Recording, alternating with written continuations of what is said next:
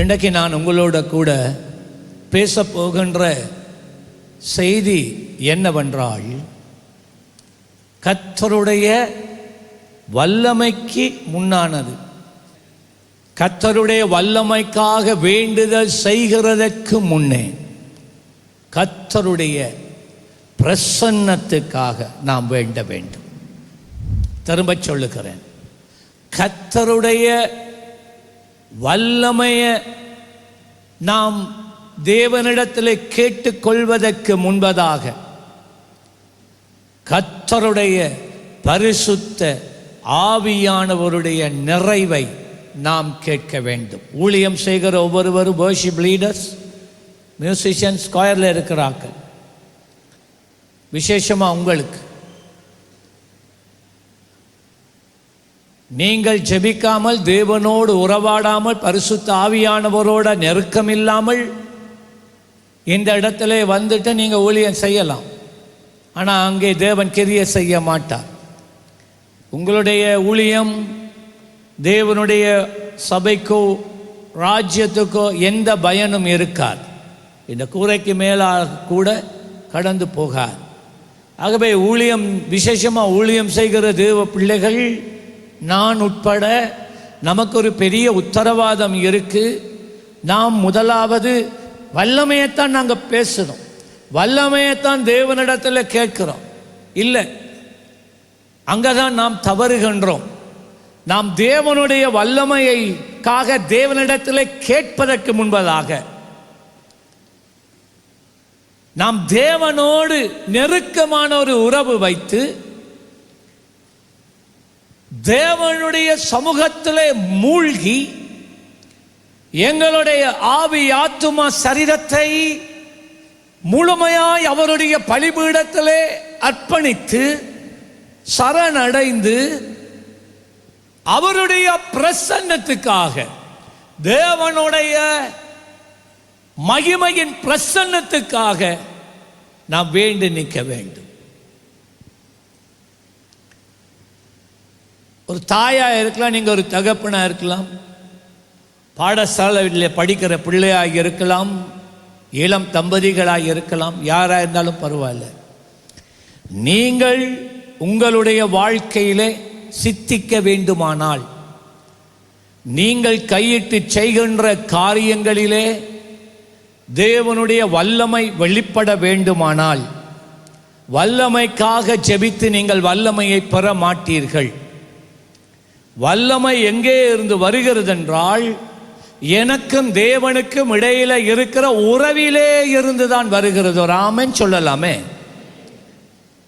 இதுதான் இன்றைக்கு நான் உங்கள் மத்தியில் வைக்கப் போகின்ற செய்தி. The presence of God before the power of God. Okay? So, His presence before His power. அவருடைய வல்லமையை நான் கேட்கிறதுக்கு முன்னே, அவருடைய வல்லமைக்காக நான் காத்திருக்கிறதுக்கு முன்னே, அவருடைய வல்லமை எனக்கூடாய் கடந்து செல்லுவதற்கு முன்னே தேவனுடைய பிரசன்னத்தை நான் வாஞ்சிக்கிறவனாய் இருக்கணும். தேவனுடைய பிரசன்னத்தின் மேலே தாகமுள்ளவனாய் இருக்க வேண்டும். தேவ பிரசன்னத்தை வாஞ்சிக்கிறவனாய் நான் இருக்க வேண்டும். ஸோ நான் இதை நீங்கள் தயவு செய்து உங்கள் கவனத்தில் கொள்ளும்படிக்கு நான் விரும்புகிற இந்த செய்தியை நீங்கள் கவனமாய் கேட்க வேண்டும். இயேசு கிறிஸ்து நம் எல்லாருக்குமே ஒரு பெரிதான முன்னுதாரணம். அவர் தேவனுடைய குமாரனாய் இருந்தும் பிதாவினுடைய சித்தத்தை இந்த பூமியிலே நிறைவேற்ற வந்தார். நேற்று இவ்வளவு சொல்லியும் இன்னும் அநேகர் உபவாச ஜெபங்களுக்கு நீங்கள் வாரீங்கள்ல, ஒரு சின்ன ஒரு அசைவு கண்டுக்கிறேன். ஆனால் உபவாச ஜெபம் நாங்கள் வச்சா நீங்கள் எல்லாரும் வர நாங்கள் எதிர்பார்க்கிறோம். கர்த்தர் எதிர்பார்க்கிறார். ஆகவே நீங்கள் ஒரு தீர்மானம் எடுக்கணும். நீங்கள் உபவாசத்துக்கு வராமல், இந்த இடத்துல நடாத்தப்படுகிற விசேஷித்த ஆராதனைகளுக்கு வராமல், நீங்க உங்களுடைய வேலை, உங்களுடைய தொழிலுக்கு முன்னுரிமை கொடுத்து கொண்டு இருந்து பாருங்கள். தேவனுடைய வல்லமை ஒருபோதும், நான் சொல்றத கேளுங்க. தேவனுடைய வல்லமை ஒருபோதும் உங்களுடைய வாழ்க்கையிலே நீங்க காண மாட்டீங்க. நீங்க ஆராதனைக்கு தவறாம வரலாம், அர்ப்பணிக்க பலிபீடத்துக்கு வரலாம். ஆனால் உங்களுடைய வாழ்க்கையில் எவ்வளவுதான் யார் ஜெபித்தாலும், யார்தான் எவ்விதமா உங்களை அபிஷேகம் பண்ணினாலும், நீங்க இந்த இடத்துல தேவ பிரசன்னத்தை உணர்வீங்க. இந்த இடத்துல தேவனுடைய பிரசன்னம் உங்க மேலே அலை அலையாய் அசைவாடுகிறதை, விடுதலையை கண்டு கொள்ளுவீர்கள். ஆனா அவ்வளவும் தான். இந்த ஆலய வளாகத்தை கடந்து போனதுமே பழைய வாழ்க்கைக்குள்ளே கடந்து போவீர்கள். விடுதலை இல்லாத ஒரு வாழ்க்கை, நிம்மதி இல்லாத ஒரு வாழ்க்கை, தரித்திரம் பிடித்த ஒரு வாழ்க்கை, நித்திரை இல்லாத ஒரு வாழ்க்கை, வியாதிகளினால் பலவீனங்களால் ஆக்கிரமிக்கப்பட்ட ஒரு வாழ்க்கை கூடாக நீங்கள் போவீர்கள். காரணம் என்ன தெரியுமா? நீங்க வல்லமையைத்தான் தேடுறீங்க ஒழிய தேவனுடைய பிரசன்னத்தை நீங்கள் தேடுவதில்லை. நான் சொல்றேன் கேளுங்க. இப்பவே ஆண்டவர் எச்சரிக்கிறார். கர்த்தர் சமூகத்துக்கு வரும்படி கர்த்தர் அழைக்கிறார். அவருடைய பிரசன்னத்தில் விழுந்து கிடக்கும்படி அவர் உன்னை அழைக்கிறார். என்னுடைய உள்ளத்தில் கொஞ்ச நாட்களா, கொஞ்சம் வாரங்களா இந்த சபையிலே ஜெபத்தை அதிகரிக்க, ஆராதனைகளை அதிகரிக்க ஆவியானவர் உந்திக் கொண்டு இருக்கிறார். இந்த காரியம் சீக்கிரம் நடக்க போகிறது. சீக்கிரம் இதுகள் நடக்க போகிறது. ஆராதனைகள் இங்கே அடிக்கடி நடக்கும். நீங்கள் வந்தீர்கள் என்றால் பிழைப்பீர்கள். நீங்கள் வெட்டுக்காட்டி தெரிந்தால் கர்த்தர் உன்னை பிடிப்பார். எல்லாம் கெட்டு போனதுக்கு பிறகு, எல்லாவற்றையும் இழந்து போனதுக்கு பிறகு, எல்லா விதத்திலும் நீ காயப்பட்டதுக்கு பிறகு வந்து இருந்து உட்கார்ந்து அழுதுறதுல பிரயோஜனம் கிடைக்காது. ஆண்டவர் அதனாலே தான் இப்பொழுதே உன்னை எச்சரிக்கிறார். என் பிரசன்னத்துக்குள்ள வா, என் சமூகத்தில் வந்து முதலாவது நெல்லு. மரியாள் இயேசுவின் பாதத்திலே விழுந்து கிடந்தாள். மார்த்தாள் வந்தவர்களை உபசரிக்க வேலை செய்து கொண்டு இருந்தாள். அதுவும் செய்யத்தான் வேண்டும். ஆனால் அது செய்யறதுக்கு முதல் இயேசுவின் பாதத்திலே அமர்ந்திருக்க பழக வேண்டும். இயேசுவே அதைத்தானே சொன்னார். மரியாள் நல்ல பங்கை தெரிந்து கொண்டாள். அப்படின்னு அர்த்தம் என்ன தெரியுமா? நீ செய்யறது அவசியம்தான். வந்தவங்களுக்கு தேத்தாணி போட்டு கொடுக்கிறது, சாப்பாடு சமைச்சு கொடுக்கிறது, இந்த ஊழியத்துக்கு வருகிறவர்களை பராமரிக்கிறது நல்லதுதான். ஆனா நான் சொல்றேன், அதை பார்க்கிலும் மேன்மையானது ஆசீர்வாதமும் எதண்டா? நான் உன் வீட்டுக்கெல்லாம் வந்திருக்கிறேன், உண்ட வீட்டில எல்லாம் ஆராதனை நடத்துறேன், வெளியில இருக்கிறவன் எல்லாம் ஓடி வாரா, நீ இந்த பாதத்தில் இருந்திருக்கோன்னு மாத்தாளே. இதெல்லாம் நல்லா தெரியும் சபையினருக்கு. ஆனால் இவற்றை வாழ்க்கையிலே இஷ்டப்படுத்துகிறது இல்லை. அநேகர் தேவனுடைய வல்லமை எனக்குள்ள இருக்கிறது நினைத்து கொண்டு இருக்கிறீர்கள். அப்படியே நினைத்து கொண்டு சிம்சோனை போல நீங்கள் வாழ்ந்து கொண்டு இருக்கிறீர்கள். சிம்சோன் ஒரு நாள் வல்லமை போல எழுந்தான். அவன் நினைச்சா வல்லமை இருக்கு, நேற்று இருந்தது வல்லமை, இப்ப இன்றைக்கு இருக்கு. வல்லமை போல எழுந்தான். வீரம் கொண்டு எழும்பினான். சத்தம் இருந்தது, அவனுடைய ஆக்ஷன் இருந்தது. ஆனா என்ன தெரியுமா இருக்கல்ல, கர்த்தருடைய வல்லமை இல்லாம போயிடுச்சு. அதுக்கு பிறகு அழுது புலம்புகிறதுல பிரயோஜனம் கிடையாது. அதைத்தான் ஆண்டவர் சொல்ற. என்னுடைய பிரசன்னத்தில் நீ நின்றால் வரப்போகிற பயங்கரங்களிலே இருந்து நிச்சயமாய் நான் உன்னை காப்பேன். எவ்வளவு கொடிய பஞ்சம் வந்தாலும் நான் திருப்தியாய் நான் உன்னை ஆசீர்வதிப்பேன். மற்றவர்களுக்கு வேலை இல்லாமல் போனாலும் உன்னுடைய வேலையை உன் நிமித்தம் நான் நிலை நிறுத்துவேன். ஆனா நீ என்னை விட்டுட்டு வல்லமையை தேடி போனால் நீ எல்லாத்தையும் இழப்பாய் என்று. வல்லமையும் இருக்காது, பாதுகாப்பும் இருக்காது, அபிஷேகமும் இருக்காது, தேவனுடைய சத்தமும் இருக்காது, தேவ பிரசன்னமும் இருக்காது. ஆகவே அருமையான சீயோனே, கர்த்தருடைய சத்தத்துக்கு கீழ்ப்படியே உங்களை ஒப்புக்கொடுங்கள். இயேசு சுவாமி தேவனுடைய குமாரனாய் இருந்தும் அவர் நமக்கு ஒரு முன்மாதிரி. அவர் இந்த உலகத்தில் முதல் 30 வருடங்கள் அவருடைய ஊழியத்தை பிதா சொல்லி ஆரம்பிக்கும் வரைக்கும் அவர் சும்மா இருக்கல்ல. அவர் சாதாரண மனிதனைப் போல இருக்கல்ல.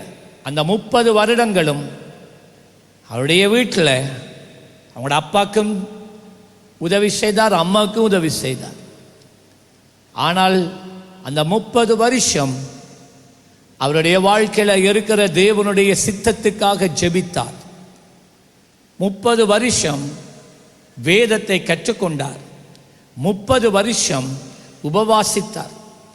30 வருஷம் தேவனுடைய சித்தம் தன் வாழ்க்கையிலே பரிபூர்ணமாய் நிறைவேற தன்னை காத்து கொண்டார்.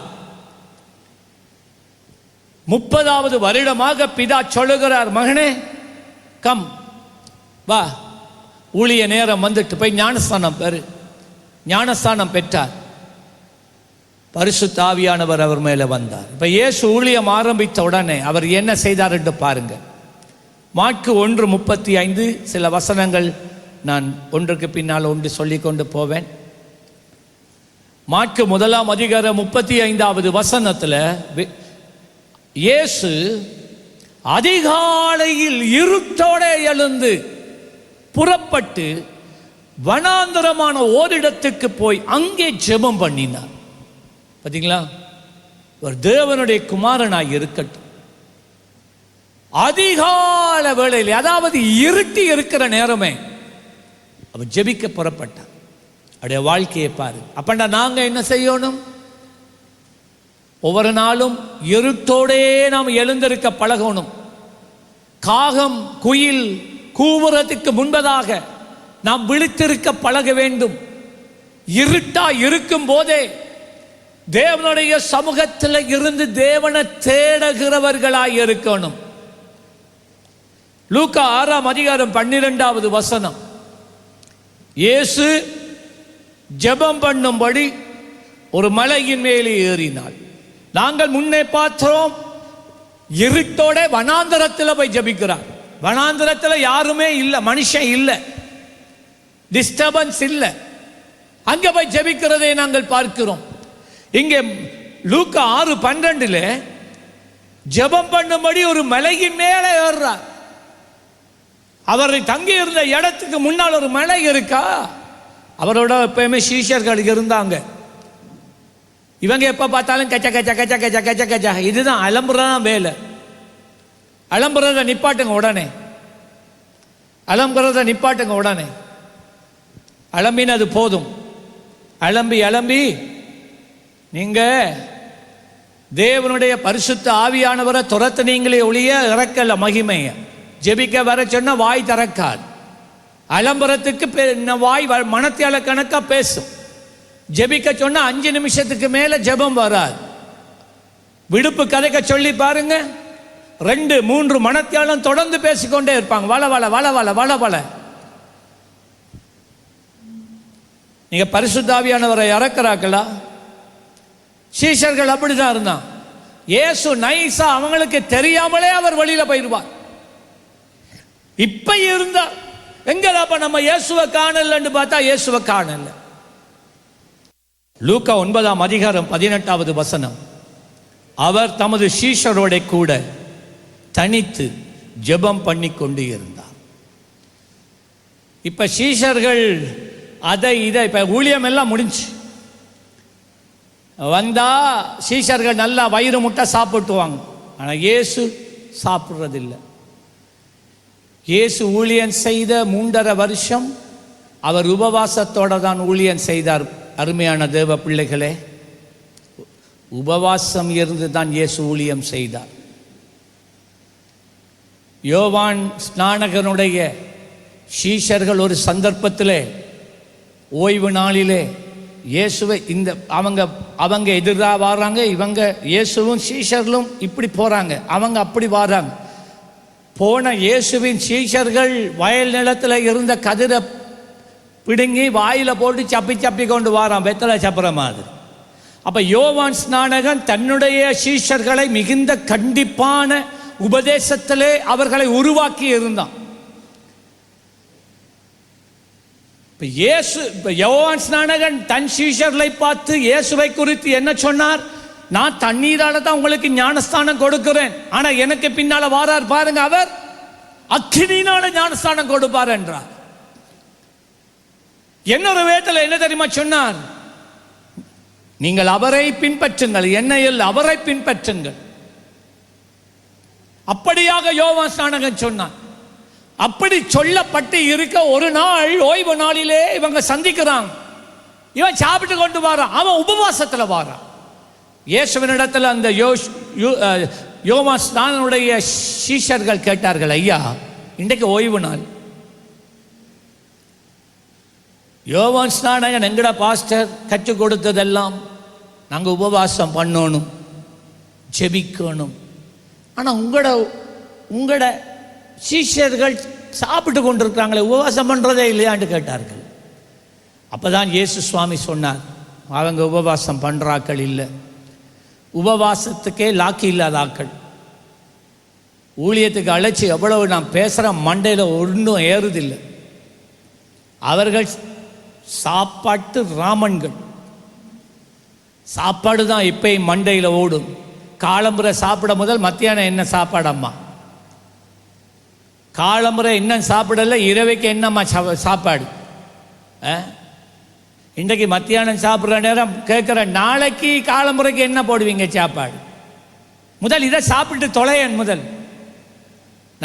நீ நாளைக்கு உயிரோட இருப்பியோ உனக்கு தெரியாது. எப்போ பார்த்தாலும் வாயில போட்டு போட்டு போட்டு திண்டு கொண்டே இருக்கிறது தான் மிச்சம். சாப்பாட்டு ராமன்கள், பண சாப்பாட்டு பிரியர் என்று வேதம் சொல்லுகிறது. இது ஒரு ஆவி. அப்ப எப்படி உபவாசிக்கல? உனக்கு ஒருவேளை ஆகாரத்தை தாண்டினா அது கூட இயலாதுண்டா என்னையா நீ தேவனுடைய பிள்ளை என்று சொல்ல, நீ தேவனுடைய ஊழியக்காரன் என்று சொல்லி அழைக்கப்பட உனக்கு இருக்கிற லாக்கி என்ன? ஒன்றுமே இல்லை. அதுதான் உன்னுடைய வாழ்க்கை உடைந்து போன ஒரு வாழ்க்கை. அதனால தான் உன்னுடைய வாழ்க்கையில வெற்றி இல்லை, அதனால தான் உன்னுடைய வாழ்க்கையில தேவ பிரசன்னமே இல்லை. இயேசு சொன்னார் யோவான் ஸ்நானகனுடைய சீஷர்களை பார்த்து, மணவாளன் இருக்கும்போது ஏன் உபவாசிக்கணும் அப்படின்னு அர்த்தம் என்ன தெரியுமா? அவர் சொன்னார், ஒரு நாள் மணவாளன் எடுத்துக்கொள்ளப்படுவார், அப்பொழுது அவர்கள் உபவாசிப்பார். அதில் என்ன தெரியுமா காட்டினார்? நான் இருக்கிறேன், நான் உபவாசம் பண்ணி கொண்டிருக்கிறேன், இந்த 12 பேருக்காகவும் நான் உபவாசம் பண்ணுறேன், என்னுடைய ஊழியத்துக்காக நான் உபவாசம் பண்ணி ஜெபித்து கொண்டு இருக்கிறேன். ஆகவே ஒரு நாள் வரும், நான் கத்தரன் எடுக்கிற நேரத்தில் இவங்க தனித்து விடப்படுவாங்க. அப்போ அவங்களுடைய உத்தரவாதத்தை உணர்ந்து அவர்கள் உபவாசிக்க ஆரம்பிப்பார்கள். அருமையான தேவ பிள்ளைகளே, இயேசு பரத்துக்கு எடுத்துக்கொள்ளப்பட்ட பின்பு அவர்கள் 10 நாட்கள், பெந்தெக்கோஸ்தே நாள் வரைக்கும் 10 நாட்கள் உபவாசத்தோட 10 நாட்கள் எருசலேமிலே மேல் வீட்டறையிலே கூடியிருந்து பரிசுத்த ஆவியின் அபிஷேகத்தை பெந்தெக்கோஸ்தே நாளிலே பெறும் வரைக்கும் அவர்கள் உபவாசம் பண்ணி 24 மணத்தியாலங்கள் அவர்கள் ஜெபிக்க தொடங்கினார்கள். பரிசுத்த ஆவியானவர் இறங்கினார். முதலாவது பிரசங்கத்திலே 3000 பேர் ரட்சிக்கப்படுறாங்க. 2வது பிரசங்கத்திலே 5000 பேர் ரட்சிக்கப்படுறாங்க. 3வது பிரசங்கத்தை அப்படியே கதைக்கல. அந்த மாதிரி அவர்கள் ஜெபிச்சு ஜெபிச்சு, நான் ஜெபிச்சுன்னா தேவனோட உறவாடுகிறது. நீ ஜெபிக்கிற நேரம் தேவனோட பேசுற, நீ ஆராதிக்கிற நேரம் தேவனோட உறவு வைக்கிற. நீ பேசாமல் அப்பாட பிரசன்னத்தில் அப்பா என்ற போய் உட்காரியா, அப்பா, அதுதான் என் உறவு.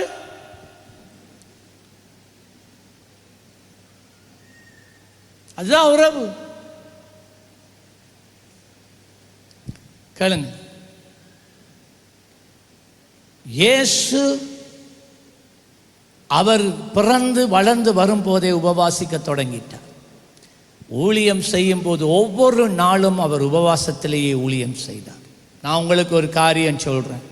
நீங்கள் கர்த்தருக்காக எதையும் செய்வதற்கு முன்பதாக, நான் சொல்கிறேனே, நீங்கள் கர்த்தருக்கென்று எதையும் செய்வதற்கு முன்பதாக இயேசுவை போல உபவாசம் பண்ணவும் ஜெபிக்கவும் பழகிக்கொள்ளுங்கள். அந்த வாழ்க்கைக்கு உங்களை அர்ப்பணியுங்கள். அந்த சர்ச்சில் புதன்கிழமை சுகமளிக்கும் ஆராதனைண்டா, பின்னேரம் ஆராதனை காலையில், இந்த சரத்தெல்லாம் இருக்கிறீங்க, காலையில் 6 மணியில் இருந்து ஒரு சொட்டு தண்ணி போடாமல், வாயில் தண்ணி கூட குடிக்காமல், பின்னேரம் கூட்டம் முடியும் வரைக்கும் மிகுந்த தியாகத்தோடும் காலை ஜெபத்திலே வந்து இணைந்து மாலை வரையும் அந்த உபவாசத்திலேயே வாழ்ந்து இருந்ததினாலே தான் தேவன் அந்த ஊழியங்களை மகிமையாய் ஆசீர்வதித்தார். கையை தட்டுங்க. கணக்கு பேர் இல்லை, ஒரு 34 பேர் தண்ணீர் இல்லாத உபவாசத்துக்கு என்னோடு அர்ப்பணித்தார்கள். இந்த ஊழியங்கள் எல்லாம் சும்மா நடக்கிறது இல்லை.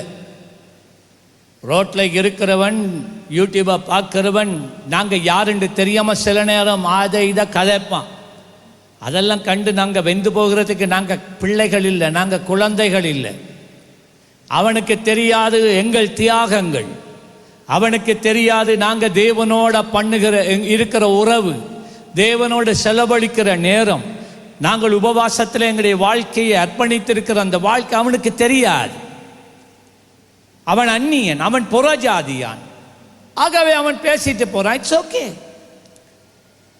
ஒரு நாள் இங்கே வருவான், அன்று அவன் தேவனுடைய மகிமையை காண்பான்.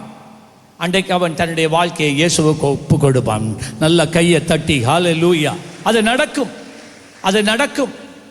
நான் உங்கள்கிட்ட கேட்குறேன், சண்டே ஸ்கூல் டீச்சர்ஸ், தேவன் உங்களுக்கு ஒரு பெரிய ஊழியம் வச்சிருக்கிறார். ஓய்வு நாள் பாடசாலை ஊழியம். உங்களுடைய அந்த ஊழியம் ஒருவேளை 1 மணத்தியாலும் 1.5 மணத்தியாலும் நீங்கள் உங்களுடைய பிள்ளைகளோட 1 வருஷம் செலவழிக்கிறீங்க.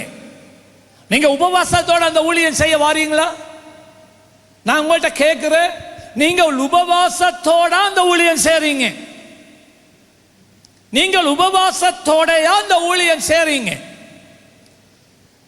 முன்னொரு காலத்திலே வெள்ளிக்கிழமை, சனிக்கிழமை, ஞாயிற்றுக்கிழமை உபவாச நாட்கள், சபையில் எல்லாரும் உபவாசம். அதால தான் அருமையான தேவ பிள்ளைகளே, இந்த சீயோன் இன்று பிரகாசிக்கிறது. ஆமென். உயிரோடு இருக்கிறாள், கையை கொஞ்சம் உயர்த்தி காட்டுங்க. அப்போ பேசுறது உரைக்குது போல, என்ன உரைக்கணும். நான் பேசுறதால நீங்க எல்லாரும் என்ன வெறுக்கணும்? நீங்க வெறுத்துட்டீங்கண்டா நான் இந்த வேலையை நான் சரியா செய்துட்டேன் அர்த்தம். ஆமென். உங்களுடைய அன்புக்கு பின்னால நான் வாழ்றதில்லை, அவருடைய அன்புக்கு பின்னால வாழ்றவன். நீங்க நான் பேசுறதை ஏற்றுக்கொண்டாலும் சரி, ஏற்றுக்கொள்ளாட்டிலும் சரி, என்ன பகைச்சாலும் சரி, என்னை தூக்கி எறிஞ்சாலும் சரி, உங்களுடைய அன்பையோ ஆதரவையோ எதிர்பார்த்து நான் ஊழியம் செய்யறதில்லை. இன்றைக்கு எங்களோட இருப்பீங்க, நாளைக்கு எங்கேயோ போயிடுவீங்க. உங்களோட நம்பி நாங்கள் ஊழியம் செய்கிறதில்லை. நாங்கள் எங்களை அழைத்தவரை நம்பி எந்த வழியை காட்டி இருக்கிறாரோ அந்த வழியை பார்த்து தான் நாங்கள் ஓடிக்கொண்டு இருக்கிறோம். நல்ல கையை தட்டி ஹல்லேலூயா. அருமையான தேவ பிள்ளைகளே, இயேசு உபவாசித்து ஜெபித்தார். மத்தேயு 14ஆம் அதிகாரம் 23வது வசனம். அவர் ஜனங்களை அனுப்பிவிட்ட பின்பு, இப்ப பெரிய ஊழியம் நடந்துட்டு பாருங்க, பெரிய ஊழியம். ஆயிரமான ஜனங்கள் பிற தேசங்கள்ல இருந்து இயேசுவின் இடத்துல வேதனையோட வந்தாங்க. இயேசு அவர்கள் மேலே மனதுருகினார். அத்தனை பேருக்காக அவன் ஜெபித்தார். அத்தனை பேருக்கு விடுதலை கொடுத்தார். மத்தேயு 14:23. அவர் ஜனங்களை அனுப்பிவிட்ட பின்பு, நாள் முழுதும் ஊழியம் ஐயா, இடைவிடாத ஊழியம் பாருங்க. ஜனங்களை அனுப்பிவிட்ட பின்பு தனித்து ஜெபம் பண்ண ஒரு மலை மேல் ஏறினார். நாங்க என்ன செய்வோம்? அப்பா களைப்பா இருக்கு, ஒரு மணத்தால ஊழியம் செஞ்சிட்டு ஐயோ களைப்பா இருக்கு, அப்பா நான் போய் படுக்க போறேன். ஜெபத்தை விட்டாச்சு. இப்ப ஏன்னா ஊழியம் முடிஞ்சுதான் நான் ஜெபிக்கிறல. இப்ப நாள் முழுவதும் இரவு வரைக்கும் ஊழியம் செய்தார். அந்த இரவு எல்லாரும் போனதை பிறகு அவர் தனியா போறார். என்னதுக்கு தெரியுமா? என் பிதாவோடு எனக்கு உறவு இல்லாட்டி எனக்கு வல்லமை இல்லை. இதை விளங்கிக் கொள்ளுங்க. நீங்க அவருடைய வல்லமை இல்லாட்டி உங்களுடைய தொழில் வாய்க்காது, உங்களுடைய பிரயாணங்கள் வாய்க்காது, உங்களுடைய பிள்ளைகள் சுகித்திருக்க மாட்டார்கள், உங்களுடைய வாழ்க்கை ஒளிமயமாய் இருக்காது, ஆசீர்வாதமாய் இருக்காது. தேவ வல்லமை தான் உலகத்தாரை விட்டு உங்களை வித்தியாசமா வேறு பிரிக்குது. ஆனா அந்த வல்லமையை எங்க பெறலாம் என்றால், நீ முதலாவது தேவனை தேடுகிறதுனால தான், தேவனோட உறவு வைக்கிறதால தான் நீ அந்த வல்லமையை பெறலாம். அவர் ஜனங்களை அனுப்பிவிட்ட பின்பு தனித்து ஜெபம் பண்ண ஒரு மலையின் மேலே ஏறி சாயங்காலமான போது அங்கே தனிமையாய் இருந்தார். தனிமையாய் இருக்கிற பழக்கம் இருக்கா உங்களுக்கு? எப்போ பார்த்தாலும் பச்சை பச்சை பச்சை பச்சை பச்சை பச்சை ஏதோ எல்லாம் அவங்க தான் இலங்கையின் ஜனாதிபதி போல கதைப்பாங்க, பாராளுமன்றத்துக்குள்ள இருக்கிறாக்கள் போல கதைப்பாங்க. நீ கதைச்சு கொட்டி என்னத்தை கண்டான்னு நான் கேட்கிறேன். என்னத்தை தான் ஐயா கண்டா? என்னத்தை கண்டா? நியூஸ்ல வாரத 1000 பேருக்குன்னு பேசுறா. நியூஸ்ல வந்ததை அவன் பார்த்துட்டு போட்ட, நீ போய் திரும்ப நியூஸ் போடணுமா? என்னத்தை கண்டாய்? தனித்து ஜெபிக்கிற பழக்கம், தனித்து தேவனோடு சஞ்சரிக்கிற பழக்கம் நமக்கு உண்டா? உன்னிடத்துல இருக்க. நான் இன்றைக்கு பேசுறேன்ல, இன்றைக்கு நீங்க எல்லாரும் ஒரு தீர்மானம் எடுக்கணும். நான் இது ஒரு செய்தி என்று எடுக்க வேணாம், இது கர்த்தருடைய சத்தமாய் எடுத்துக்கொள்ளுங்க. தேவனுடைய இருதயம் எங்களுக்காக ஏங்கிக் கொண்டு இருக்கு, உனக்காக ஏங்கிக் கொண்டு இருக்கு. எப்பொழுது நீ அவரிடத்தில் வந்து அமருவாய் என்று அவர் பார்த்து கொண்டே இருக்கிறார். உன் சிந்தையெல்லாம் பல காரியங்களுக்குள்ள இருக்கு. நீ ஜெபிக்க வர நேரம் பக்கத்தில் ஃபோனையும் வச்சுக்கொண்டு அந்த ஜெபிக்கிறதே அரமணத்தியாலம். அந்த அரமணத்தியாலத்துக்குள்ள 5 கால் எடுத்து ஆன்சர் பண்ணி முடிஞ்சு. இது ஜெபமா? நான் கேட்குறேன், இது ஜெபமா? இது ஆண்டவரும் நீயும் தனித்திருக்கிற நேரமா? அது இல்லையே. நீ போனை கொண்டாந்து உனக்கு முன்னால வச்சுட்டு நீ ஜெபிக்கிறது உட்காரான்னு சொன்னால் அதனுடைய அர்த்தம் என்னண்டா, நீ உலகத்தோட கனெக்ஷன், நீ தனித்திருக்கல. உன்ன மண்டெல்லாம் எங்க இருக்குண்டா இந்த போனுக்குள்ள இருக்கு. ஜபிச்சு கொண்டு கர பர பர பர கரபா என்ன அப்படியே போற ரபா கல்ல பரி கல பரபா கரியா. ஏய், யாரை ஏமாத்துறோம் நாங்க? யாரை நாம ஏமாத்துறோம்? மனிதன் தேவனை வஞ்சிக்கலாமா? சொல்லுங்க சொல்லுங்க. வீட்டிலையும் ஜெபிக்கிறது இல்லை, ஆலயத்திலையும் ஜெபிக்கிறது இல்லை, இங்க வந்து நித்திர தூங்குற. இதுக்காக ஆலயம் இருக்கு. வீட்டிலையும் நித்திர, ஆலயத்திலையும் நித்திர. கர்த்தருடைய வார்த்தையை கேட்கறது இல்லை, கர்த்தருடைய வார்த்தைக்கு உள்ளத்துல இடம் இல்லை. ஆராதிக்கிற நேரம் எல்லாரும் ஆராதிப்பானா, நீ மாத்திர கையை கட்டிட்டு இருக்கிற. என்ன நீ என்ன ஆள்? பெரிய ஆளா? நீ பெரிய ஆளா? நான் உங்களுக்கு சொன்னேன் அல்லவா, தாவீது தேவனுடைய உடன்படிக்கை பெட்டியை தூக்கி சுமந்து வந்து கொண்டு வந்து 70 வருஷத்துக்கு பிறகு எருசலேமிலே அவன் கொண்டு வந்து அந்த பெட்டியை வைத்த போது அவனுக்கு அவ்வளவு சந்தோஷம். அவன் வஸ்திரங்களை கழட்டி என்று சொல்லப்படுகிறது. வஸ்திரம் என்று அவன் உடுப்பை கலட்டல்ல, ராஜ வஸ்திரத்தை கலட்டினான், ராஜ கிரீடத்தை கலட்டினான். அதால தான் அவன் அவ்வளவு மகிழ்ந்து களி கூர்ந்து, ஆண்டவரே, இந்த உலகத்தில் நான் ஒரு பெரிய ராஜாவாக இருக்கலாம், நான் ஒரு பெரிய செல்வந்தனாய் இருக்கலாம், ஆனால் உமக்கு முன்பதாக நான் ஒரு மண், நான் ஒரு தூசி, நான் நீர் இல்லை என்றால் நான் இல்லவே இல்லையப்பா. அவனுடைய மனைவியாகிய சவுலின் குமாரத்தி மிஷேலுக்கு மண்டையில் ஒன்றும் கிடையாது. இவெல்லாம் இவ்வளவு மகிழ்ந்து களி கூர்ந்து கர்த்தருக்கு முன்பதாக வந்து எல்லாத்தையும் வச்சுட்டு வீட்டுக்கு வந்த உடனே அவ கேட்கிறா, பொஞ்சாதி ராஜாவாம் ராஜா, பார்த்தன உன் ஆட்டம் எல்லாம் பாருங்க. அவன் தேவனை ஆராதிக்கிறான், அவன் தேவனை உண்மையா சேவிக்கிறான். மனைவி சொல்ற ஆற ஆட்டமா. ஆண்டவர் அதை பார்த்தார். என்ன தெரியுமா செய்தார்? மனைவியினுடைய கற்பத்தை அடைத்தார். கவனமா இருக்கணும், யாரா இருந்தாலும் சரி கவனமா இருக்கணும். இன்றைக்கு ஆண்டவர் புள்ளதாரு புள்ளதாரு புள்ளதாரு. புள்ளதாரையா? நீ என்ன கதையை கதைச்சா? என்ன கதையை தான் கதைச்சா? இப்ப புள்ள வேணுமா?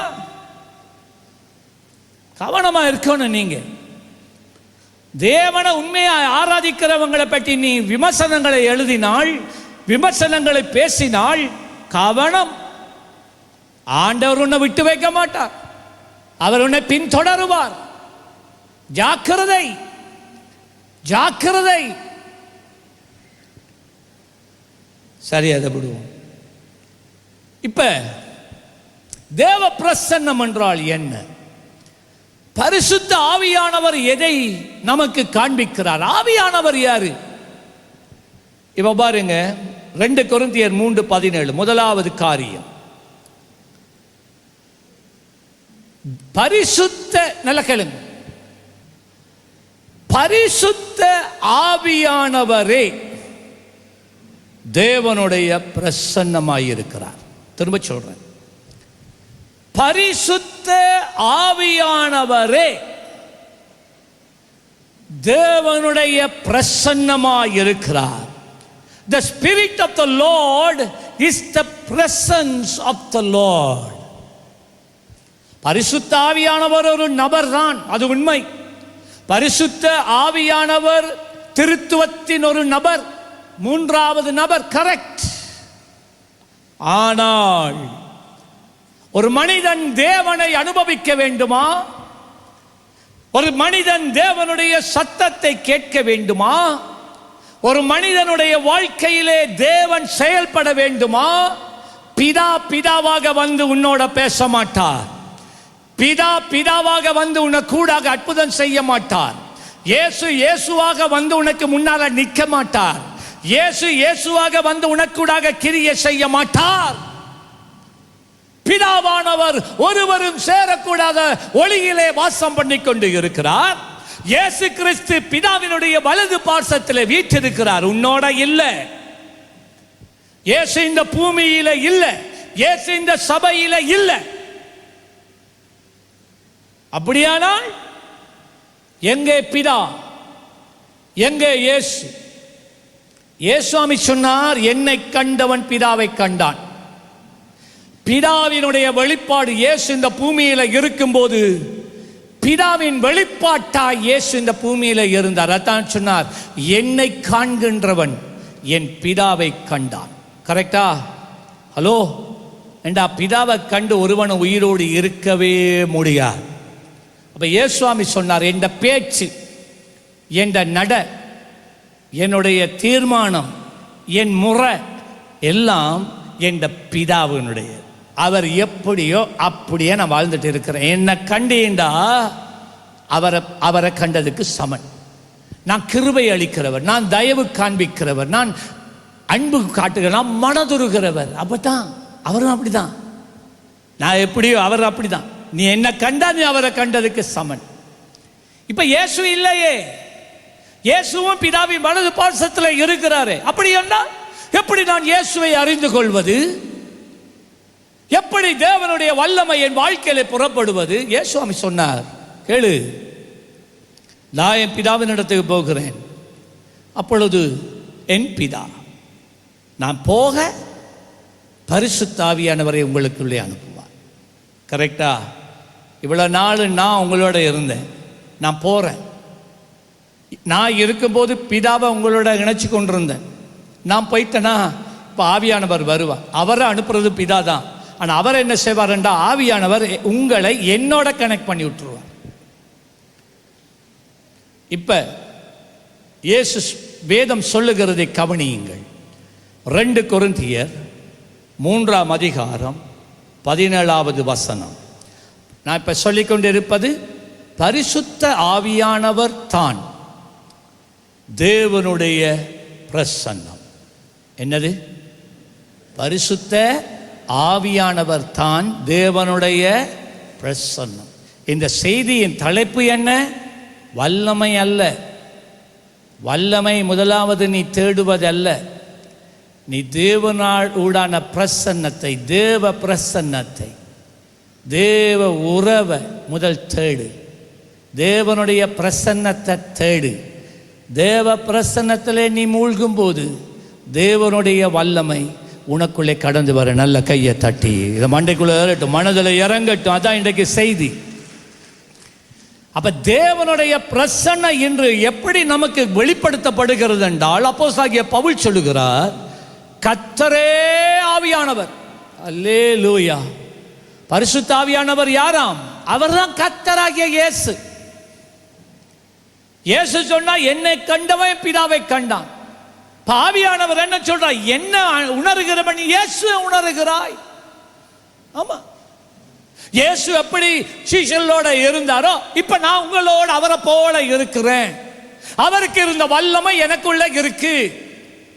இயேசப்பா என்ன உண்ட வாழ்க்கையில செய்ய சொல்லுகிறாரோ நான் தான் அதை செய்கிறேன். நீ இயேசுவினிடத்தில் கேட்கிற விண்ணப்பங்களுக்கு பிதா இயேசு சொல்லுவார், அந்த இவனை இதை கேட்கிற அதை செய்து கொண்டு நான் தான் உனக்கு செய்கிறேன். நான் செய்வதெல்லாம் இயேசு சொல்றது.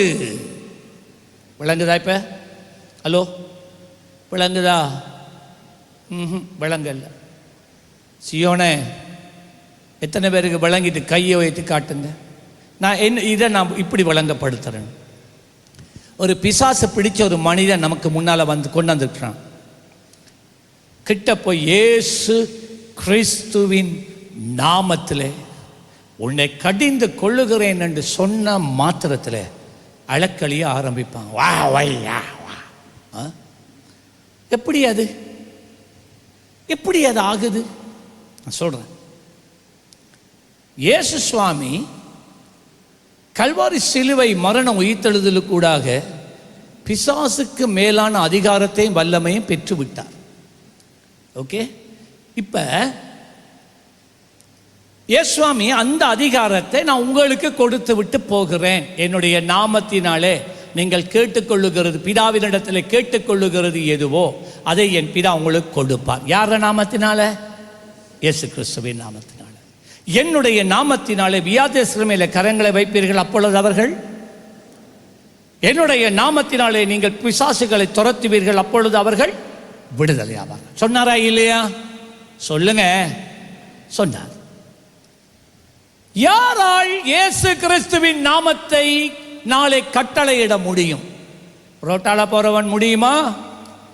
இயேசுவை தன்னுடைய சொந்த இரட்சகராக ஏற்றுக்கொள்ளாதவன், பரிசுத்த ஆவியால் நிரப்பப்படாதவனால இயேசு கிறிஸ்துவின் நாமத்தை பயன்படுத்துகிறதுல ஏதும் பிரயோஜனம் இருக்கா? ஸ்கேவா என்று சொல்லுகிற ஒரு யூதனுடைய ஆசாரியனுடைய பிள்ளைகள் 4 பேர், பேதுரு இயேசு கிறிஸ்துவின் பவுல் இயேசு கிறிஸ்துவின் நாமத்திலே பிசாசுகளை துரத்துகிறதை கண்டு நாங்களும் துரத்துவோம் என்று போனாங்களா இல்லையா? எந்த நாமத்தினாலே அந்த பிசாசை துரத்தினார்கள்? சொல்லுங்க. இயேசு கிறிஸ்துவின் நாமத்தில். இப்ப கேட்கிறேன், அவர்கள் இயேசு கிறிஸ்துவின் நாமத்தை உச்சரித்து பிசாசை போ என்று சொன்ன போது அவர்களுக்குள்ளே இருந்து பிசாசு போனதா? பிசாசு என்ன சொல்லிச்சு? பவுல் யாருன்னு தெரியும், இயேசு யாருன்னு தெரியும், நீங்க யாருன்னு தெரியும். என்னடா கதைக்கிறீங்க? நீங்க இன்னும் இயேசுவையே ஏற்றுக்கொள்ளல. நீங்க இயேசுவையே நம்பாதவங்க. நீங்க என்ன மந்திரம் ஓத வாரீங்களா இயேசுன்னு சொல்லி? அடி அடி இந்த அடிச்சு காயப்படுத்தி டீயோட ஓட வச்சான். தேவையா இது? அப்படியானால் எப்படி எங்களால் பிசாசை இயேசுவின் நாமத்திலே துரத்த முடிகிறது? என்ற கட்டித்தனமா, எனக்குள்ள இருக்கிற வல்லமையா? இதுதான் நடக்குது. நல்லா கேளுங்க. உபவாச ஜெபத்துக்கு வர்றவங்களுக்கு தான் இதெல்லாம் தெரியும். நீங்கள் வர்றலையே உங்களுக்கு தெரியாண்டுட்டு புரியுதே இல்லை உங்களுக்கு நான் பேசுறது. நான் காண்ட் ஹெல்ப். நான் சொல்றதை இப்போ கேளுங்க. எனக்கு முன்னால் பிசாசு பிடித்த ஒரு மனிதன் இருக்கிறான். வியாதியோட வந்த ஒரு மனிதன் இருக்கிறான். நீங்கள் கவனிச்சிருப்பீங்க. என்னன்னு கேட்குறேன், இந்த வியாதி ஓகே, நான் கரங்களை வைத்து என்ன சொல்கிறேன், சில நேரம் கையே வைக்க தேவை. இயேசு கிறிஸ்துவின் நாமத்தில் பொல்லாத ஆவியே, இவனை விட்டு நீ வெளியேறு, அனுமதி இல்லை என்று சொன்ன உடனே அவன் அலக்களிக்க ஆரம்பிக்கிறான். அப்படியானால் நான் பேசின வார்த்தையில் ஒரு வல்லமை போகுதா இல்லையா? சொல்லுங்களேன். நான் பேசுகிற வார்த்தையில் வல்லமை போகுதா? இப்போ ரெண்டாவது கேள்வி, இல்லை என்னோட இருக்கிற தேவ பிரசன்னம் கிரிய செய்தா? பிரசன்னம் கிரிய செய்து. மனுஷனால பிசாசை துரத்த முடியாது. ஆனால் எந்த மனிதனுக்குள்ளே பரிசுத்த ஆவியானவர் இருக்கிறாரோ அவனால் பிசாசை துரத்த முடியும். ஆமென் சொல்லுங்களேன். ஹல்லேலூயா சொல்லுங்களேன். இப்போ என்ன நடக்குதுன்னு சொல்கிறேன். ஆவிக்குரிய மண்டலத்தில் இவனுக்கு முன்னால் போய் நின்று, யார்? நான் இயேசுவை அறிந்து ஏற்றுக்கொண்டு இயேசுவோட உறவில் இருக்கிற நான் சொல்கிறேன், இந்த உலகத்தில் சொன்னால் இந்த பூமியில் நீங்கள் கட்டுகிறது எதுவோ அது பரலோகத்தில் கட்டப்படும், பூமியிலே கட்டவிழ்க்கிறது எதுவோ பரலோகத்தில் கட்டவிழ்க்கப்படும். இயேசு கிறிஸ்துவின் நாமத்தில் வெளியேறண்டோனே அது அலக்களியுது. ஏதோ நடக்குது, ஏதோ ஒரு வல்லமை அந்த இடத்துல அந்த மனிதனுக்குள்ளே பிரவேசிக்கிறது. என்ன நடந்தது தெரியுமா? நான் இந்த உலகத்தில் பரிசுத்த ஆவியிலே நிறைந்தவனாய் பிசாசே இயேசு கிறிஸ்துவின் நாமத்திலே போ என்று சொல்லும்போது எனக்குள்ளே இருக்கிற பரிசுத்த ஆவியானவர், சொல்லுங்க எல்லாரும், ஒரு இமை பொழுதுக்குள்ள கண்ணை சிமிட்டுறதுக்குள்ள பிதாவோட இயேசுவோட உறவு வச்சு சொல்றார். பிசாசை பிடிச்சவனை பார்த்து, அவனுக்குள்ள இருக்கிற பிசாசை பார்த்து போ என்று சொல்லுகிறார். உடனே இயேசு சொல்லுகிறார், ஆமா அவன் என்னுடைய பிள்ளை, அவன் என்னோட உறவு வச்சிருக்கிறவன். பவர் ரிலீஸ் பண்ண உடனே அந்த ஆவியானவர் போறதும் வாரதுமா இமை பொழுதுக்குள்ளே என்ற வார்த்தை பேசி முடிவறதுக்குள்ள இயேசுவின் அனுமதியோடு அவருடைய நாமத்தில் இருக்கிற வல்லமையை ரிலீஸ் பண்ண இந்த மனிதன் விடுதலையாகிறான். நல்ல கையை தட்டி. பைபிள் ஸ்கூலுக்கு போறதுனால பிசாசு துரத்த முடியாது. நீ ஏதோ ஒரு சபையில 15, 20, 40, 50 வருஷம் இருக்கிறதுனால பிசாசு துரத்த இயலாது. பிசாசு எவனால துரத்த இயலும் என்றால் தேவனோடு உறவு வைத்ததினால் பரிசுத்த ஆவியிலே நிறைந்திருக்கிறவனால தான். ஆமென் சொல்லுங்க, ஆமென் சொல்லுங்க, ஆமென் சொல்லுங்க, ஆமென் சொல்லுங்க. ஹல்லேலூயா. அது ஆண்டவர் சொன்னார், கர்த்தரோ ஆவியாய். கர்த்தருடைய ஆவி எங்கேயோ பாத்தீங்களா? அப்ப நீங்க உறவு வைக்கிறது இந்த ஆவியானவர் உங்களுக்குள்ள பெருக, வல்லமை பெருக இல்லை. அங்கதான் நாம் பிழையா நாம நினைக்கிறோங்கிற மனப்பான்மை அந்த இடத்துல பிள்ளை. அதில் ஒரு சின்ன கரெக்ஷன் வரணும். நீங்கள் ஒரு வர்ஷிப் லீடராக இருக்கலாம், ஒரு ப்ரேயர் லீடராக இருக்கலாம், ஒரு சண்டே ஸ்கூல் டீச்சராக இருக்கலாம், ஒரு ஹோம் செல் லீடராக இருக்கலாம், ஒரு அஷரராக இருக்கலாம், யாராக இருக்கட்டும். நீங்கள் கையை வச்சு ஆர்கன் அடிக்கிற நேரம், கிட்டார் அடிக்கிற நேரம், பேட் அடிக்கிற நேரம், ஒவ்வொரு அடியிலும் வல்லமை புறப்பட்டு சென்று பிசாசினால் கட்டப்பட்ட சவுல்கள் விடுதலை ஆக்கப்பட வேண்டுமானால் முதலாவது நீ உனக்குள்ளே பரிசுத்த ஆவியின் பிரசன்னம் நிறைவாக இருக்க வேண்டும். வேறு வழி இல்லையா, ஷார்ட்கட் இல்லை. ஏன்னா தேவன் ஆவியாய் இருக்கிறார். இதால தான் நாங்கள் சொல்றோம், அந்நிய நுகத்தில் போய் சம்பந்தம் கலக்காத ஆவியானவர் போயிடுவார். அந்நிய நுகத்தில் சம்பந்தம் கலக்காத என்று சொல்றது இதுக்காகத்தான். ரைட்? இருளுக்கும் வெளிச்சத்துக்கு என்ன சம்பந்தம்? சம்பந்தம் இல்லை. நீங்க நினைக்க வேணாம், நான் அண்ணி என்ன திருமணம் முடிச்சுட்டேன், நான் சர்ச்சை கொண்டு வரேன் பிரதர், ஆண்டவர் செட் ஆயிடுவாரா? செட்டாகவே மாட்டார். இப்போ வாங்க சங்கீதம் 139 7வது வசனம். உம்முடைய ஆவிக்கு மறைவாக எங்கே போவேன்? யாருடைய ஆவி? யாருடைய ஆவி? கர்த்தருடைய ஆவி. அப்படியானால் பரிசுத்த ஆவியானவருக்கு மறைவாக எங்கே போவேன்? அப்படியானால் பரிசுத்த ஆவியானவர் தான் தேவன், இயேசு கிறிஸ்து. இயேசு கிறிஸ்து பிதா பரிசுத்த ஆவியானவரை வைத்து எங்களை கண்காணிக்கிறார், பரிசுத்த ஆவியானவரை வைத்து நம்மை நடத்துகிறார் என்பதை நீ மறக்காத. ஆகவே பரிசுத்த தேவனோடு உறவு வைக்கிறதுனால வல்லமை வாரல்ல. நீ தேவனோடு நேரம் செலவழிக்கிறதுனால, உபவாசம் பண்றதுனால வல்லமை வாரதில்லை. பரிசுத்த ஆவியானவர் உனக்குள்ளே பெருகிறார். ஆமென் சொல்லுங்களேன்.